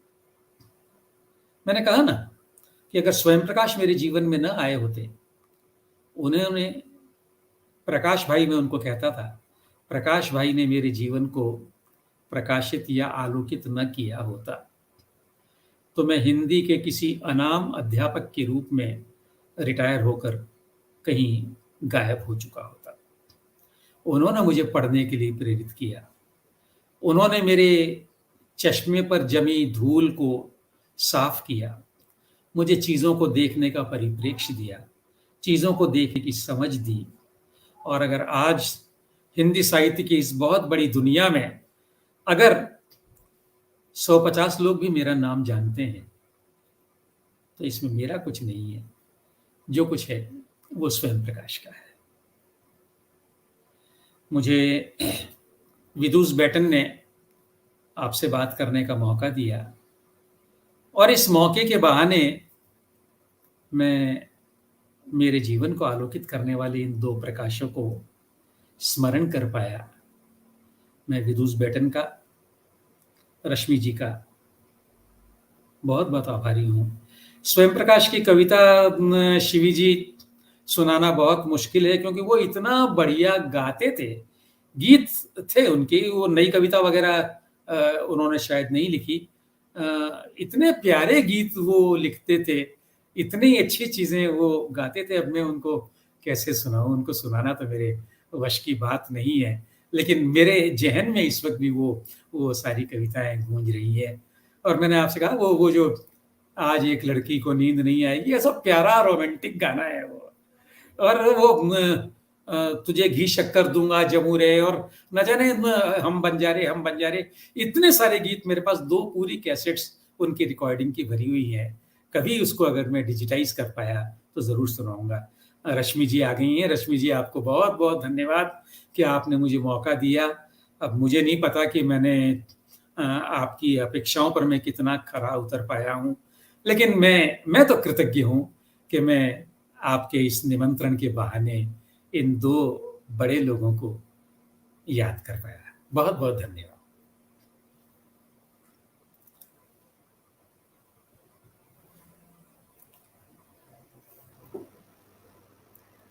बहुत बहुत धन्यवाद दुर्गा प्रसाद जी आपका।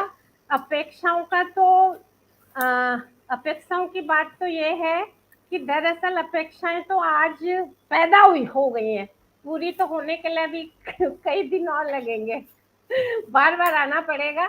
मुझे ऐसे लग रहे हैं कि जैसे आप किसी यादों की एक बहुत लॉन्ग ड्राइव पे हमें ले गए थे, और आपके पास जो है बहुत अलग अलग टोपोग्राफीज के अलग अलग तरह के बहुत अनुभव हैं, और वो आप उन्हें ऐसे नहीं समेट सकते कि 1 या 2 घंटे में पूरा समेट के खत्म हो जाएगा। आप अचानक रुक गए हैं कि भाई अब मैं थोड़ी सी ड्राइव पर ले गया हूँ यादों की, अब मैं गाड़ी रोक रहा हूँ, अब आप लोग भी शामिल हो लो, क्योंकि अब आपको पता चल चुका है कि एक बारी में तो मैं पूरी यादें बता नहीं सकता। इस अंदाज में आपने अपने जीवन के दोनों प्रकाश की बहुत सारी यादें हमसे साझा की, और ममता कालिया जी, पल्लव जी, कल्पना गोयल जी, मोहन मंगलम जी लगातार, शिवी तो खैर पहली बार सुन रही है, फिलहाल मैं उनका नाम ले रही थी, जो मतलब लगातार आपकी बातों से एसोसिएट करके पुलकित हो रहे हैं। मुझे लगता है कि ये बहुत ज्यादा है जो सुन पा रहे हैं। तो मोहन मंगलम जी बोल रहे हैं, 2 उज्जवल प्रकाशों की यादों से सजा यह कार्यक्रम मन को प्रकाशित कर गया। ममता कालिया जी तो विलक्षण और ऐसा का बहुत अच्छा कार्यक्रम कई बार कह चुकी। ममता जी का आशीर्वाद मिल गया, इससे और ज्यादा क्या चाहिए बताइए किसी को। जी जी। तो गाना तो उन्होंने बता दिया कि उनकी बहुत सारी कैसेट्स हैं, हम लोग कोशिश करेंगे कि हम कभी सुन पाएँ और कभी हमारा इधर उनकी तरफ जाना होगा तो वो जगहें भी हम दुर्गा प्रसाद जी के साथ देख सकते हैं और उनके घर में भी कैसेट सुन बिल्कुल, सकते हैं। बिल्कुल। कल्पना गोयल जी भी लगातार कह रही हैं, सबको बहुत पसंद आ रहा है। मैं आप सबसे विनती करूंगी कि आपका मन में कोई भी सवाल हो तो आप पूछ सकते हैं। ये आपने देख लिया कि उनका सारा साहित्य भी इनका पढ़ा हुआ है, उनके साहित्य के जो रेशे जिस जीवन में गहरे धंसे हुए हैं, जहां जहां से वो साहित्य के रेशे उलझे हुए हैं, वो जीवन इन्होंने एक साथ जिया है। तो किस तरह के सब जिज्ञासाएं टिप्पणियां सब कर सकते हैं, ये तो सबको साफ नजर आ रहा है। अभी फिलहाल में जो प्रश्न पल्लव जी और शिवी जी, सिर्फ 2 ही लोगों के प्रश्न इसमें आए हैं। मैं उन लोगों की कुछ जिज्ञासा साझा करते हुए शुरू करती हूँ और आपसे निवेदन करती हूँ कि अगर आपकी भी टिप्पणियां हो तो कृपया आप हमें दें। ममता कालिया जी, आपको ये आयोजन और इसका मतलब ये जो पूरा स्वरूप भी शायद पसंद आ रहा है इन बातों के संस्मरण के अलावा, तो हम आपसे निवेदन करेंगे कि किसी दिन आप भी अपने उजास स्रोत की कोई उजास हमारे साथ, अपनी उजास के साथ उनकी उजास भी लेके आए तो हम आभारी होंगे।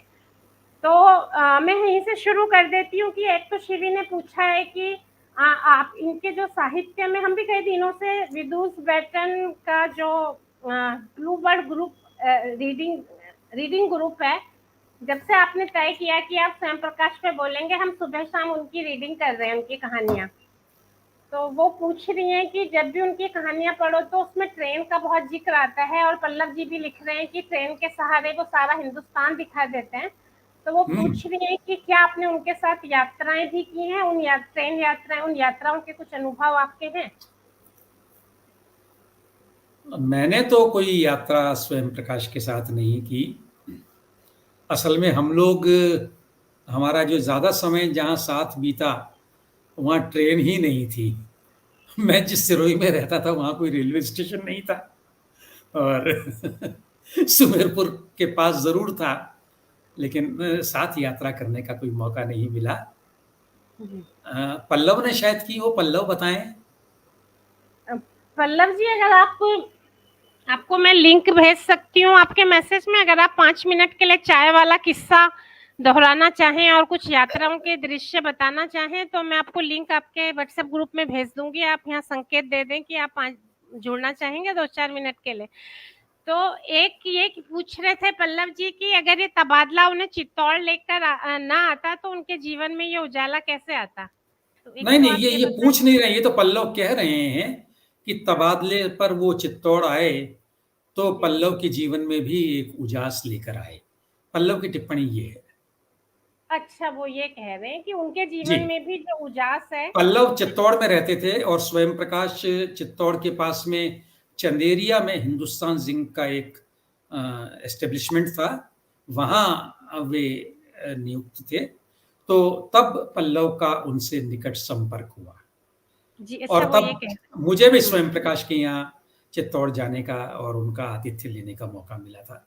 अब आतिथ्य तो क्या, वो तो हमारे घर का विस्तार था। अपने घर से निकल के उनके घर में जाना, जैसे घर के एक कमरे से दूसरे कमरे में जाना। उनका क्या जी, मेहमान कोई होगा। जी। विजय संदेश जी, कल्पना गोयल जी और बहुत सारे लगातार लिख रहे हैं कि ये बहुत अच्छा संस्मरण है। पल्लव जी, लिंक मैंने आपको व्हाट्सएप कर दिया है।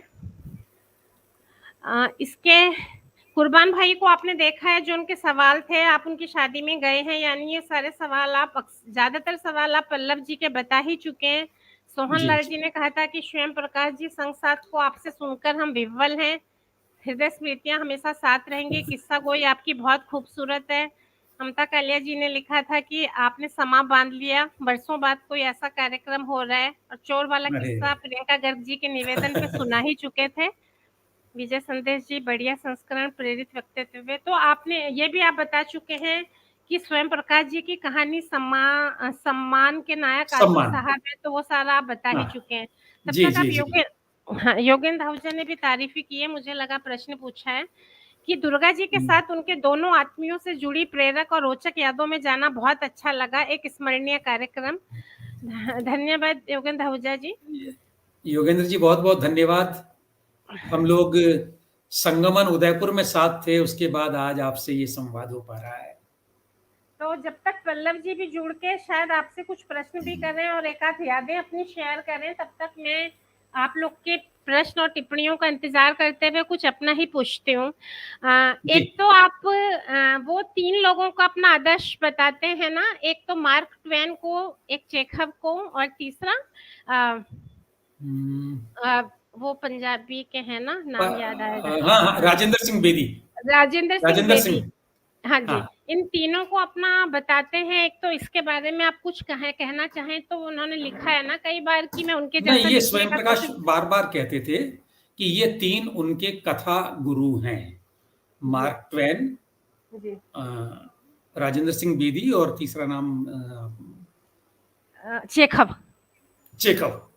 जी तो हर कथाकार का कोई आदर्श होता है, और जी अगर आप स्वयं प्रकाश की कहानियां पढ़ें तो आप जी। पाएंगे कि वो चेखव जैसी करुणा उनके यहाँ है, मार्क ट्वेन जैसा विट उनके यहाँ है, और राजेंद्र सिंह बेदी जैसी भाषा का सुथरापन उनके यहाँ है। तो मुझे ये लगता है कि उन्होंने इन 3 से ये 3 बातें ली हैं। मैं जब इधर की कहानियां पढ़ता हूं, अधिकांश कहानियां, मुझे कहानियां पढ़ना बहुत अच्छा लगता है, और जी आप विश्वास कीजिए अब भी मैं खूब कहानियां पढ़ता हूं। जी। लेकिन ये भी सही बात है कि आधी कहानियां बीच में ही छूट जाती है, उनको आगे पढ़ने की हिम्मत नहीं होती है। यानी एक मशक्कत करके आप कुश्ती लड़के कहानी पढ़ें, एक तो वो है, कहानी पढ़ी नहीं जा रही है लेकिन आप उससे जबरदस्ती करके उसको पढ़ रहे हैं, एक तो ये है। और एक ऐसी कहानी कि आप सोचें कि इसको बाद में पढ़ लेंगे और वो कहानी आपको ना छोड़े। तो स्वयं प्रकाश की कहानियां वैसी हैं जो आपको नहीं छोड़ती हैं। आप उस कहानी का आधा पन्ना पढ़ लीजिए, उसके बाद जब तक उस कहानी को आप खत्म नहीं कर लेंगे, वो कहानी आपको छोड़ेगी नहीं। तो जो गजब की किस्सा कोई उनके पास है, कहानी बुनना उनको आता है। और मैंने कहा ना, उनकी बहुत सारी कहानियों को मैं क्योंकि जानता हूं उनकी सच्चाई, यहाँ तक कि ये जो किताब जो मेरे को बहुत पसंद है, धूप में नंगे पांव, इसमें भी वो कहानी कला का पूरा इस्तेमाल कर रहे हैं। संस्मरण लिख रहे हैं लेकिन वो उसको इस तरह से लिख रहे हैं कि आपको नीरस नहीं लग रहा है, कहानी का मजा वो देते हैं। तो एक तो किस्सा कोई उनके पास अद्भुत थी, और वो किस्सा कोई उनकी चिट्ठियों में भी है, उनके निबंधों में भी है। और हाँ, एक बात और मैं, रश्मि जी, एक बात और कहना भूल गया। जी जी। स्वयं प्रकाश से एक बार मैंने पूछा कि प्रकाश भाई, आजकल आप कहानियां नहीं लिख रहे हैं। हम्म उन्होंने ये कहा हम्म कि दुर्गा बाबू, यथार्थ इतना बदल गया है कि अब वो मेरी पकड़ में नहीं आता है, हम्म। इसलिए मैंने कहानियां लिखना कम कर दिया है। अब देखो ये कितनी बड़ी बात है, एक कहानीकार जो अपने अपनी ख्याति के शीर्ष पर हो, वो इस बात को बेबाकी से स्वीकार करे, और वो भी कथेतर खूब लिखने लगे थे। हालांकि बहुत पहले से वैचारिक गद्य उन्होंने लिखा, उनकी एक बहुत अच्छी किताब है, शायद उसका पुनर्प्रकाशन नहीं हुआ है, दूसरा पहलू, उसमें जी वैचारिक निबंध हैं। और जी आज मैं याद करता हूं उस किताब को, और मुझे लगता है आज जो मैं बहुत सारा वैचारिक गद्य लिख रहा हूं, शायद उसके सूत्र, उसकी प्रेरणा कहीं उस दूसरा पहलू किताब में है, जो स्वयं प्रकाश ने मेरी तब शायद 7वीं 8वीं में पढ़ने वाली बेटी थी, उसको भेंट की थी वो किताब, उसका नाम लिखकर। तो वो जो दूसरा पहलू, इसमें वो टीवी के बारे में बात करते हैं। एक निबंध मुझे अभी याद है, उसका शीर्षक था, वो जाने के लिए नहीं आया है। तब जी असल में हमारे यहाँ टीवी नया नया आया था, और हमें जी। हिंदी वालों में ये रोना धोना मचा हुआ था कि ये टीवी तो हमारा पढ़ना लिखना सब नष्ट कर रहा है। हम्म तब स्वयं प्रकाश ने लिखा था, वो जाने के लिए नहीं आया है। देखो, नई टेक्नोलॉजी आ रही है, उसको तो आपको वो जाएगी नहीं, आपको हम्म। उसके साथ तालमेल बिठाना है, आपको विवेक पूर्वक उसका इस्तेमाल करना है। जी। ऐसा ही उस किताब में एक लेख था अनूप जलोटा को लेकर। अनूप हम्म जलोटा एक भजन गाते हैं, वो ऐसी लागी लगन मीरा हो गई मगन, बड़ा पॉपुलर हम्म भजन है उनका। उसमें वो मीरा के काव्य के साथ जो छेड़छाड़ करते हैं, स्वयं प्रकाश उसकी बहुत अच्छी तरह खबर लेते हैं, और अंत में लिखते हैं कि अनूप जलोटा, अब से तुम्हारा कोई कैसेट मेरे घर में नहीं आएगा और तुम्हारा कोई गाना मेरे घर में नहीं बजेगा। तो जी अपनी चारों तरफ चीजों को देखते हैं वे।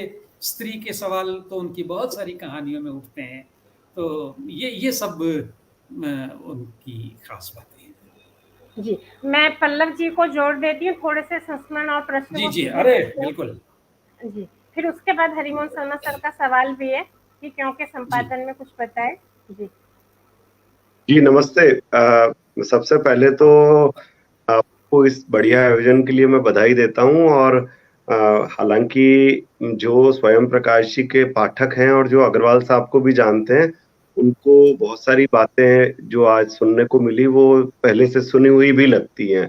लेकिन ये वैसा ही है जैसा आपको एक अच्छी दावत आपने कर ली, कहीं दोबारा आपको करने का मौका मिले तो आप मना थोड़ी करेंगे, आप यही कहेंगे कि और। तो वैसा ही था ये अनुभव मेरे लिए। जो चाय वाला किस्सा है वो ये है कि मेरे गुरुजी, मेरे शिक्षक चित्तौड़ में थे, सत्यनारायण व्यास। और व्यास साहब रहते थे चित्तौड़ के एक उपनगरीय क्षेत्र सेंती में। वहां से स्वयं प्रकाश जी का घर लगभग 7-8 किलोमीटर तो रहा होगा, बल्कि 10 भी हो तो कोई आश्चर्य की बात नहीं। और जैसा कि अग्रवाल साहब बता रहे थे कि चाय पीने का उनको जबरदस्त शौक था या भारी शौक था, तो क्या होता था कि स्वयं प्रकाश जी फोन करके ही आते होंगे व्यास जी के यहाँ। हालांकि उस जमाने में फोन का प्रचलन भी इतना नहीं था और इतनी इस कवायद को कोई जरूरी मानता भी नहीं था। लेकिन ये रेणु दीदी ने, उनकी बेटी रेणु व्यास जो राजस्थान यूनिवर्सिटी में पढ़ाती है, उन्होंने मुझे ये किस्सा सुनाया था। तो होता ये था कि स्वयं प्रकाश जी फाटक खोलते हुए व्यास जी के घर की और वहां से बोलना शुरू करते, वाह वाह वाह भाभी जी वाह, क्या चाय बनाई है, क्या चाय बनाई है। और अंदर जाके सोफे पे बैठते। तो रेणु दीदी तब पढ़ती थी कॉलेज में, तो वो कहती थी कि अंकल चाय पी तो लीजिए, फिर आप वाह वाह कीजिएगा। तो वो कहते अरे इसमें पीने की तो बात ही क्या, मुझे मालूम है बहुत बढ़िया चाय बनाई है। तो वो चाय का शौक और अपने आसपास वाले लोगों की प्रशंसा का मतलब खास तौर पे जिस संदर्भ में सर ने कहा महिलाओं के काम के प्रति सम्मान के रूप में ही मैं इसको देखता हूँ। क्योंकि हमारी जिस तरीके की सोशल ट्रेनिंग है उसमें खाना बनाना, चाय बनाना, बर्तन मांजना ये सब कोई काम थोड़ी मानता है। ये तो ये माना जाता है ना कि तो महिलाओं को करना है, कर देंगी, इसमें क्या सोचना है। तो स्वयं प्रकाश जी की दृष्टि इससे थोड़ी सी भिन्न थी। और दूसरी बात जो अग्रवाल साहब ने कहा कि पल्लव ने जरूर उनके साथ यात्राएं की होगी, तो मुझे याद पड़ता है जो मैंने पहली या दूसरी यात्रा उनके साथ की थी। सॉरी, हाँ जी आप बोले। मैंने कहा शिवी का सवाल था, तो मैं शिवी को भी 2 मिनट के लिए जोड़ लेती हूँ कि सामने ही सुन ले, सवाल इन्हीं का था ये ट्रेन वाला।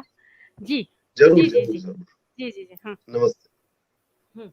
जी आप बात जारी रखिए प्लीज। हाँ अच्छा, आप मुझे कह रहे हैं? हाँ पल्लव जी आप ही को कह रही हूँ। मैंने कहा ट्रेन के अनुभव वाला सवाल उनका था, एक और सवाल उनका है, तो आपकी बात पूरी होने पे वो पूछ लेंगी, तो मैंने उनको जोड़ लिया। ठीक। तो एक यात्रा तो मैंने उनके साथ की थी अजमेर जयपुर की, जो हम दोनों बस में गए थे और बस से ही लौटे थे। और जयपुर की यात्रा की थी मैंने लघु पत्रिका सम्मेलन के सिलसिले में।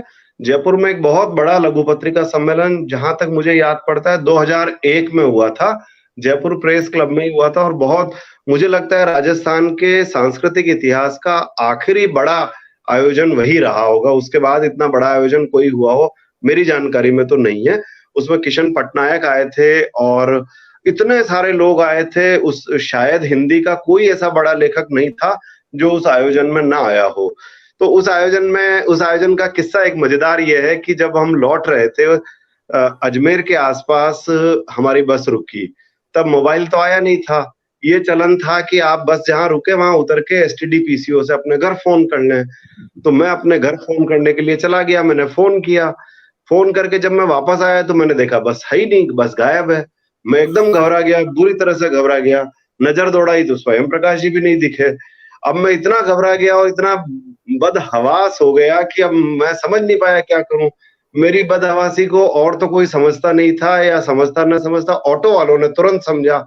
उन्होंने मुझे बिठाया और कहा चलो अभी बस पकड़वा देते हैं। वो कमबख्त पता नहीं कहाँ 10-5 किलोमीटर दूर तक ले गए, वापस लाए और बोले कि देखो जी वो बस तो निकल गई, अब कुछ नहीं हो सकता, आप दूसरी बस में जाना। मैं मायूसी से वापस आया। वापस जब वहां आया तो देखता हूँ स्वयं प्रकाश जी सिगरेट पी रहे हैं और टहल रहे हैं और चिंतित भी हैं। तो जब मैं जैसे ही गया तो सबसे पहले तो मेरी घबराहट को भांप गए थे, तो उन्होंने मुझे गले लगाया। फिर उन्होंने मुझे थोड़ा दिलासा देके पूछा कि तुमने ये सोच ही कैसे लिया कि मैं तुमको छोड़ के चला जाऊंगा। क्या बात है। अब ये बात तो सही है कि मैंने ऐसा कैसे सोच लिया, लेकिन अब सोच लिया, मैं क्या करूं, मेरी बेवकूफी। तो फिर उन्होंने वहां जब तक अगली बस आती, हम अगली बस में बैठते, उन्होंने कहा मैंने तुमको ढूंढा, तुम मिले नहीं, तो फिर मैंने सामान उतार लिया और बस को जाने दिया, अब अपन दूसरी बस में चलेंगे। फिर वहां खड़े खड़े उन्होंने मुझे अजमेर बस स्टैंड, अगर आप लोग कभी जाएं देखें, तो वहां से एक पहाड़ी दिखती है, उस पहाड़ी पर कुछ रोशनी वोशनी थी, वो टिमटिमा रही थी।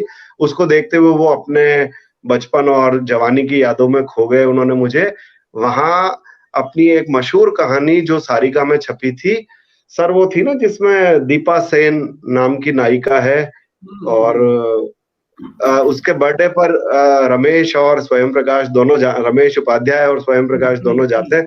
माफ कीजिएगा, वो बड़ी अच्छी कहानी, मैं भी उसका शीर्षक भूल रहा हूँ। तो उस कहानी के लिखे जाने की प्रक्रिया बताई। दूसरा किस्सा, बस दूसरा जरा सी 2 पंक्तियों में खत्म करूंगा। दूसरी यात्रा जो मैंने यादगार उनके साथ की, वो थी अग्रवाल साहब के घर की यात्रा, यानी कि जहां आपकी बेटी की शादी हुई थी, चारू दीदी की शादी हुई थी, सुमेरपुर या जालोर। तो हम लोग चित्तौड़ से जालोर बस में गए थे और बस में लौटे थे। स्वयं प्रकाश जी खुद ये मानते थे कि वो बहुत खराब सहयात्री हैं, बोरिंग सहयात्री हैं, मुंह फुला के बैठे रहते हैं। हाँ, थोड़े थोड़े थे, इसमें कोई शक की बात नहीं। वो बहुत बहुत सहृदय व्यक्ति थे, लेकिन जैसा कि उन्होंने अपने संस्मरणों में और अपने दूसरी चीजों में लिखा है कि उन्हें यत किंचित सामाजिक अगर किसी ने बनाया तो उनके भाई अनुपम भटनागर जी ने बनाया, और बाकी उनको अच्छा बनाया तो उनकी पत्नी रश्मि जी ने बनाया। बाकी वे बेहद खराब सहयात्री हैं, बेहद खराब दोस्त, मतलब दोस्त उस तरह से नहीं, मतलब ये कि जैसे हम एक दूसरे से बात करते हैं, हंसी मजाक करते हैं। तो बस मुझे यही कहना था। लेकिन मैं ये कहना चाहता हूँ कि एक मनुष्य के रूप में, एक लेखक के रूप में और एक लेखक मनुष्य के रूप में भी स्वयं प्रकाश अद्वितीय हैं। उनके जैसा होना, उनके जैसा मनुष्य और लेखक मिलना दुर्लभ है। मैं फिर से एक बार विदुष बैठन और रश्मि जी को आभार देता हूं जिन्होंने इस सुंदर आयोजन को संभव किया। बहुत बहुत धन्यवाद। पल्लव, मैं सोच रहा था इस प्रसंग को तुम आगे भी सुनाओगे, जालोर यात्रा वाला प्रसंग, लेकिन उसको ब्रेक लगा दिया उसका आगे के लिए उसको बचा लेते हैं कभी और, उसको लंबा है वो प्रसंग, फिर मैं कभी सुनाऊंगा जरूर। हम लोग दूसरों की भी बात सुने, मैं खूब बोल गया। बिल्कुल बिल्कुल, सही बात, सही बात। धन्यवाद पल्लव जी, आपने बहुत ही जीवंत ढंग से ये चीज शेयर की। ये विदुष बैठन में पहले भी आ चुके हैं, संपादन जगत में का लैंगिक परिदृश्य बताने में। तो आज इनकी दूसरी एंट्री हुई। शिवी, आप पहले तो हरिमोहन शर्मा सर का सवाल पूछें, फिर अपना सवाल पूछें जो लंबा सा आपने टाइप किया हुआ है। जी शिवी। जी सर, नमस्कार सर। हरिमोहन शर्मा सर ने ये पूछा है कि क्योंकि संपादन के विषय में कुछ बताएं। थोड़ी सी जानकारी मैं दे दूं। स्वयं प्रकाश कुछ समय तक राजस्थान में एक बहुत छोटा कस्बा है भीनमाल, ये जालोर जिले का एक कस्बा है, इसका नाम भी लोग नहीं जानते होंगे। वहाँ पोस्टेड रहे थे और वहीं हिंदी, क्षमा करें, हिंदी के एक लेखक और अंग्रेजी के प्राध्यापक मोहन श्रोत्री भी रहे थे। इन दोनों ने वहाँ से क्यों पत्रिका निकाली, उसके 8-9 अंक प्रकाशित हुए थे। और मैंने जैसा कहा, स्वयं प्रकाश को नए नए काम करने का बड़ा उत्साह था और वो नवाचारी थे। तो इन दोनों ने मिलकर, और मोहन श्रोत्री जो आजकल जयपुर में ही रहते हैं, वे भी परम उत्साही हैं। ये दोनों पुराने मित्र भी थे। इन लोगों ने वो 8-9 अंक निकाले। और जब भी हिंदी की साहित्यिक पत्रिकाओं की चर्चा होती है, क्योंकि उन 8-9 अंकों के बिना वो चर्चा पूरी नहीं होती है। जी सर। सर, मैंने जो स्वयं प्रकाश जी का एक लेख पढ़ा था, तो उसके एक हिस्से में ये था, उन्होंने ये लिखा था कि जब वो स्नातक में पहुंचे तो उन्होंने अपने जो पाठ्यक्रम की जो बदबू उनके दिमाग में थी, उसे निकालने के लिए जासूसी उपन्यास पढ़ूंगा, उन्होंने ऐसा लिखा। तो पहला सवाल तो सर मेरा ये है कि ये जो पाठ्यक्रम की बदबू है, ये क्या होती है? और दूसरा सर ये है कि हमारे पाठ्यक्रम की बदबू को हम अपने दिमाग से निकालने के लिए क्या पढ़ सकते हैं, तो वो भी आप हमें सजेस्ट करें। तो मेरे दो ये सवाल। अच्छा, इसका मतलब शिवी, आप ये तो स्वीकार कर रहे हैं कि पाठ्यक्रम में बदबू होती है, इस पर तो कोई बहस नहीं है। स्वयं प्रकाश जब बहुत सारी कविताएं सुनाया करते थे तो मेरे बच्चों को उनकी एक कविता की एक पंक्ति बहुत पसंद थी। अब मुझे वो पूरी कविता याद नहीं आ रही, थोड़ा उम्र का भी असर है कि चीज़ों को मैं भी भूलने लगा हूँ, लेकिन उसकी एक पंक्ति मुझे याद आ रही है, पढ़ो बेटा इस कूड़े को पढ़ो। तो ये जो पाठ्यक्रम है वो उसमें कूड़ा ज़्यादा होता है असल में, और खासतौर से हिंदी का पाठ्यक्रम। मैं हिंदी का अध्यापक रहा हूँ और मैं आपको बात बताऊं कि जो 1967 में एमए करते वक्त मैंने पढ़ा था उसी को मैं 2000 में भी पढ़ा रहा था। यानी हमारा पाठ्यक्रम बिल्कुल जड़ है, उसको आप बदलने को तैयार नहीं है, उसको समय के अनुरूप करने को तैयार नहीं है। इसके अलावा बहुत सारा आदान प्रदान होता है। आप देखेंगे जिस शहर में कोई विश्वविद्यालय है वहाँ के हिंदी विभाग के अध्यक्ष का कूड़ा उस पाठ्यक्रम में जरूर होगा। हमारे ज़माने में हमारे विश्वविद्यालय के भी अध्यक्षों की कूड़ा किताबें पाठ्यक्रम में थी और अब भी होती, खासतौर से हिंदी क्षेत्र में होती है। तो पाठ्यक्रम में बहुत बोरिंग चीज़ें होती है और उनका असल में न तो आपके भविष्य से, न आपके जीवन से और न रुचि से कोई संबंध होता है।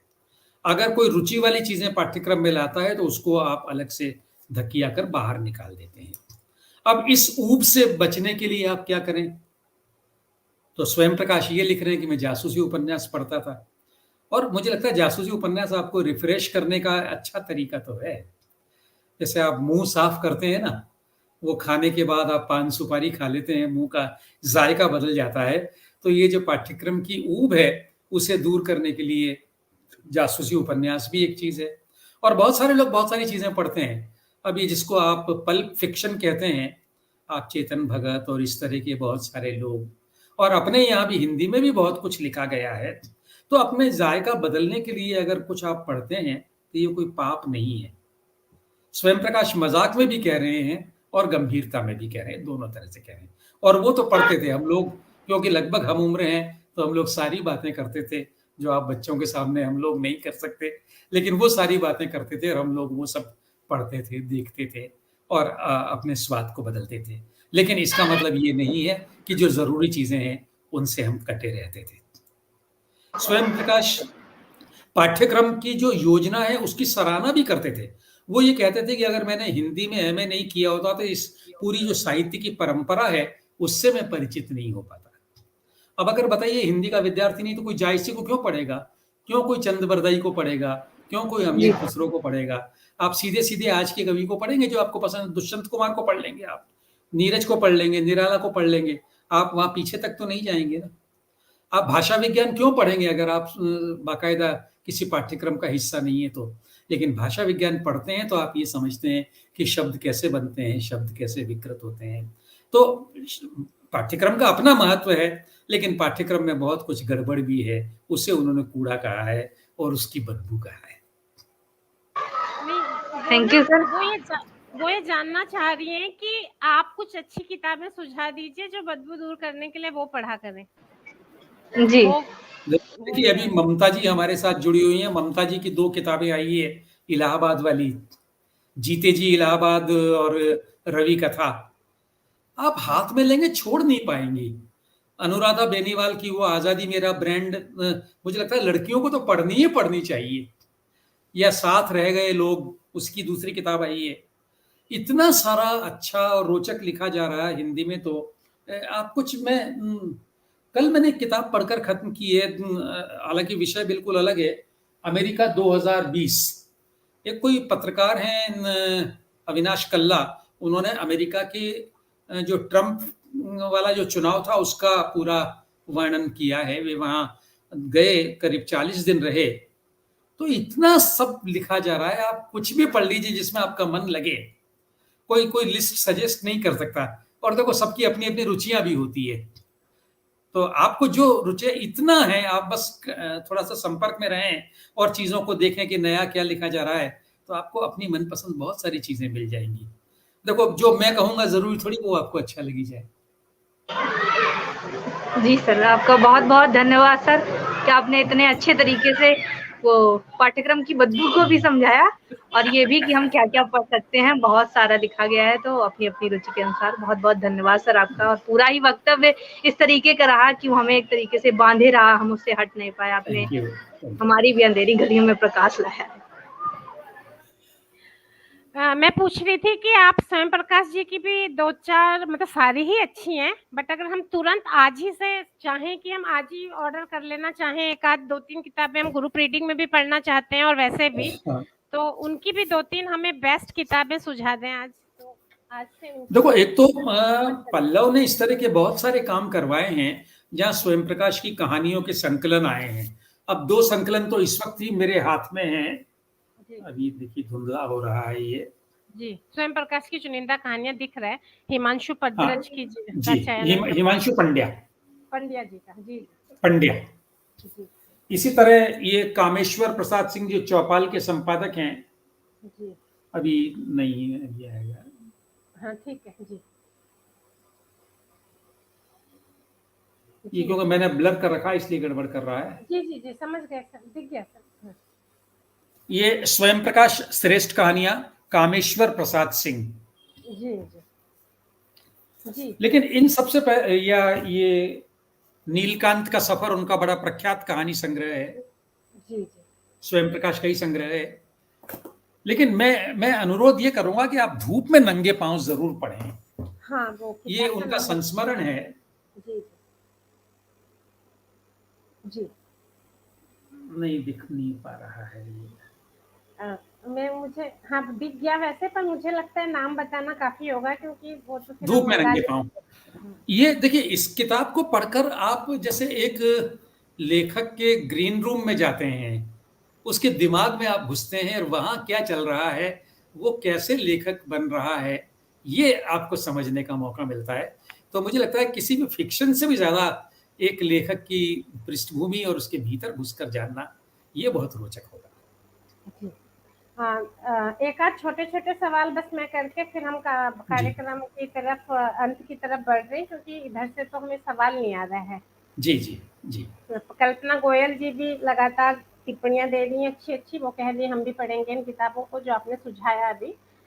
एक तो मैंने पाठक का मतलब मेरे को जो पोस्ट मैंने डाली थी उसी के आधार पे व्हाट्सएप में किसी की टिप्पणी आई थी आपसे पूछने के लिए, तो स्वयं प्रकाश जी का जो कथाकार है उसको हम किसकी परंपरा में रखें, और स्वयं प्रकाश जी की परंपरा आप तो क्योंकि कथालोचना अच्छे खासे सक्रिय हैं, उसमें लिखते भी रहते हैं, लाइव भी करते रहते हैं आप कार्यक्रम, तो जैसे आप इस समकालीन पीढ़ी को भी पढ़ रहे हैं, तो उनकी परंपरा, स्वयं प्रकाश की परंपरा का लेखन आपको मतलब कहीं दिखता है, उनके आसपास का कोई लेखन, और वो खुद किस परंपरा में थे? जी देखिए, एक तो परंपरा वैसे कहना बड़ा आसान है कि ये प्रेमचंद की परंपरा का लेखक है या वो। मुझे एक छोटा सा प्रसंग याद आता है, जब अपने देश में प्रेमचंद जन्म शताब्दी मनाई जा रही थी, तो किसी आयोजन में उदयपुर अमृत राय जी आए थे। अमृत राय प्रेमचंद के सुपुत्र थे, आप सब जानते हैं। अमृत राय ने एक बड़ी अच्छी बात कही, उन्होंने एक रूपक के माध्यम से ये बात कही कि मेरे पिताजी बहुत अच्छे थे, उन्होंने एक बहुत अच्छी हवेली बनाई, बहुत मन से बनाई, उस हवेली के प्रति मेरा आदर है, लेकिन मैं उस हवेली में रह नहीं सकता, मुझे लिए अपने लिए अलग मकान बनाना पड़ेगा। परंपरा वाली बात भी मैं इसी रूप में, वो प्रेमचंद के कथाकार के रूप में भी कह रहे थे। हवेली का मतलब प्रेमचंद का साहित्य। प्रेमचंद ने जो लिखा वो अपने समय के अनुरूप लिखा, आज के समय में आपको उसे अपनी तरह से ढालना होगा। इसको प्रेमचंद का अनादर न समझा जाए, लेकिन अगर कोई आज प्रेमचंद की तरह की कहानियां लिखे तो उसे नहीं सराहा जाएगा। ठीक है ना?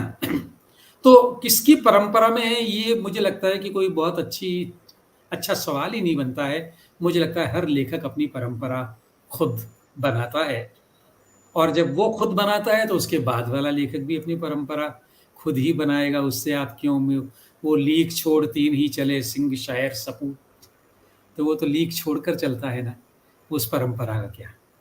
लेकिन देखिए, ये जन पक्षधर लेखक हैं, इसमें जी। कोई दो राय नहीं है। उसमें जनता के दुख दर्द हैं और सरल तरह से अपनी बात कहने का प्रयास है। वो बहुत ज़्यादा कला नहीं करते हैं, वो जीवन के प्रश्नों से भागते नहीं हैं। देखने की बात ये है कि कोई लेखक किस तरह की समस्याएँ अपनी रचना में लेकर आ रहा है, उसके सरोकार क्या हैं। तो यहाँ आप स्वयं प्रकाश के सरोकार देखेंगे कि जो हमारे जीवन के सवाल हैं, वे ही उनकी कहानियों और उनके उपन्यासों के सवाल हैं। और इस दृष्टि से मुझे लगता है कि आज के साहित्य में हमारे अधिकांश लेखक, कुछ एक अलग हैं जो कला के प्रयोग करते हैं, अपनी तरह से करते हैं, उनका अपना महत्व है। लेकिन हिंदी के अधिसंख्य कथाकार आज भी उसी परंपरा में हैं जिस परंपरा पर स्वयं प्रकाश चल रहे थे। किसी एक का नाम लेना बहुत मुश्किल होगा, अनुचित भी होगा। इतने सारे कथाकार हैं, हिंदी का कथा परिदृश्य आज इतना समृद्ध है कि आप क्या किसका नाम लें।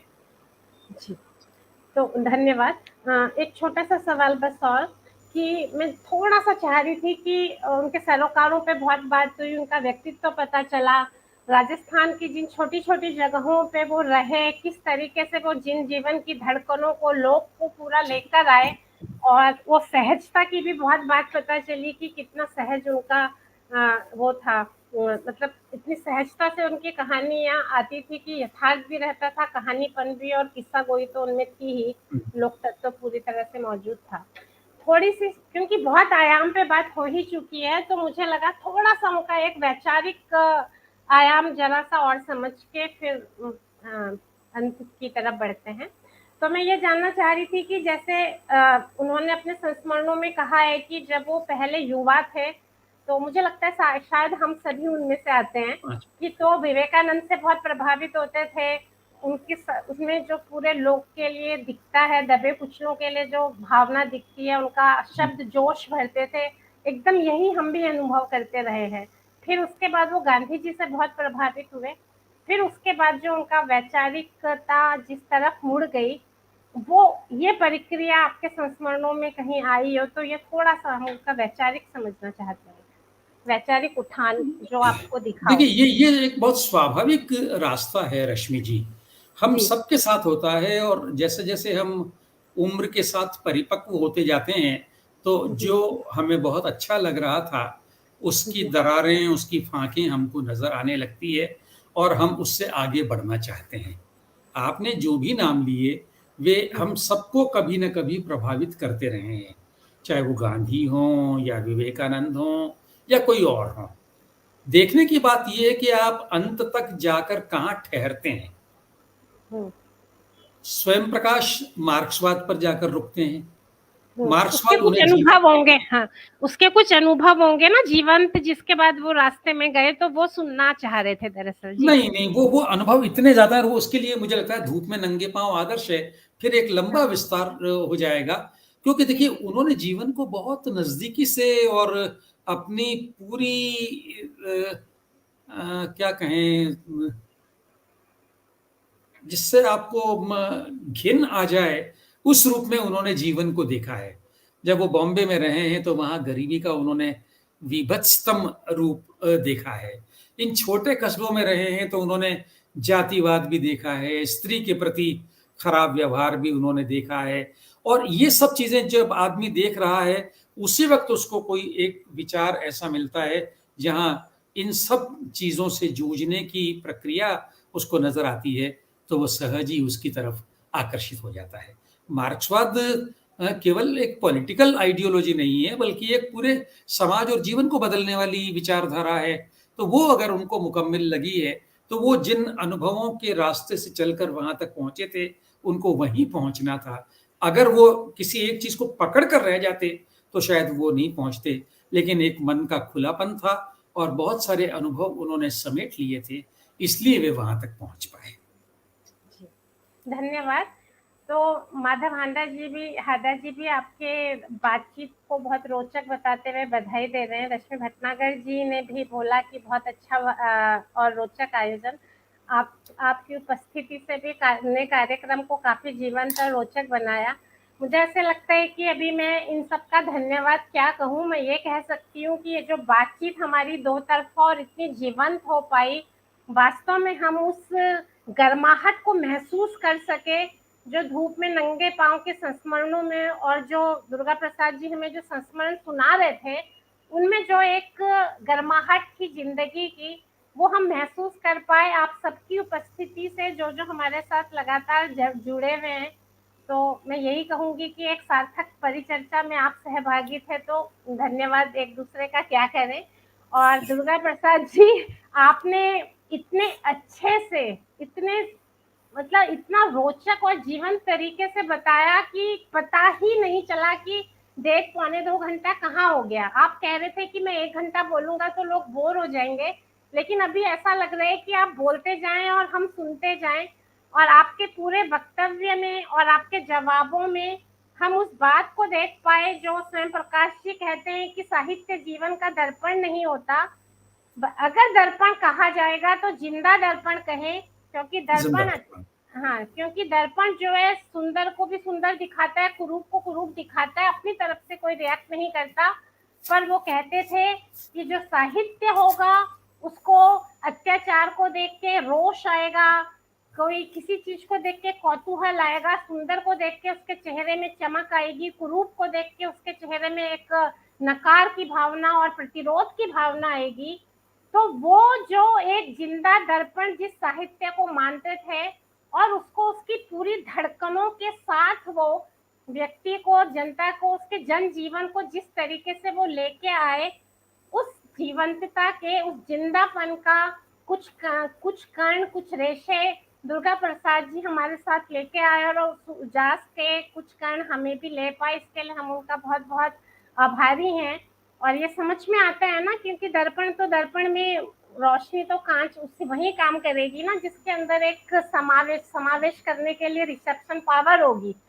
तो उसमें हमें दुर्गा प्रसाद जी की और जो हम सबसे जुड़े हुए उन सबकी भी एक उजास हमें नजर आई, और हम सभी के बहुत आभारी हैं।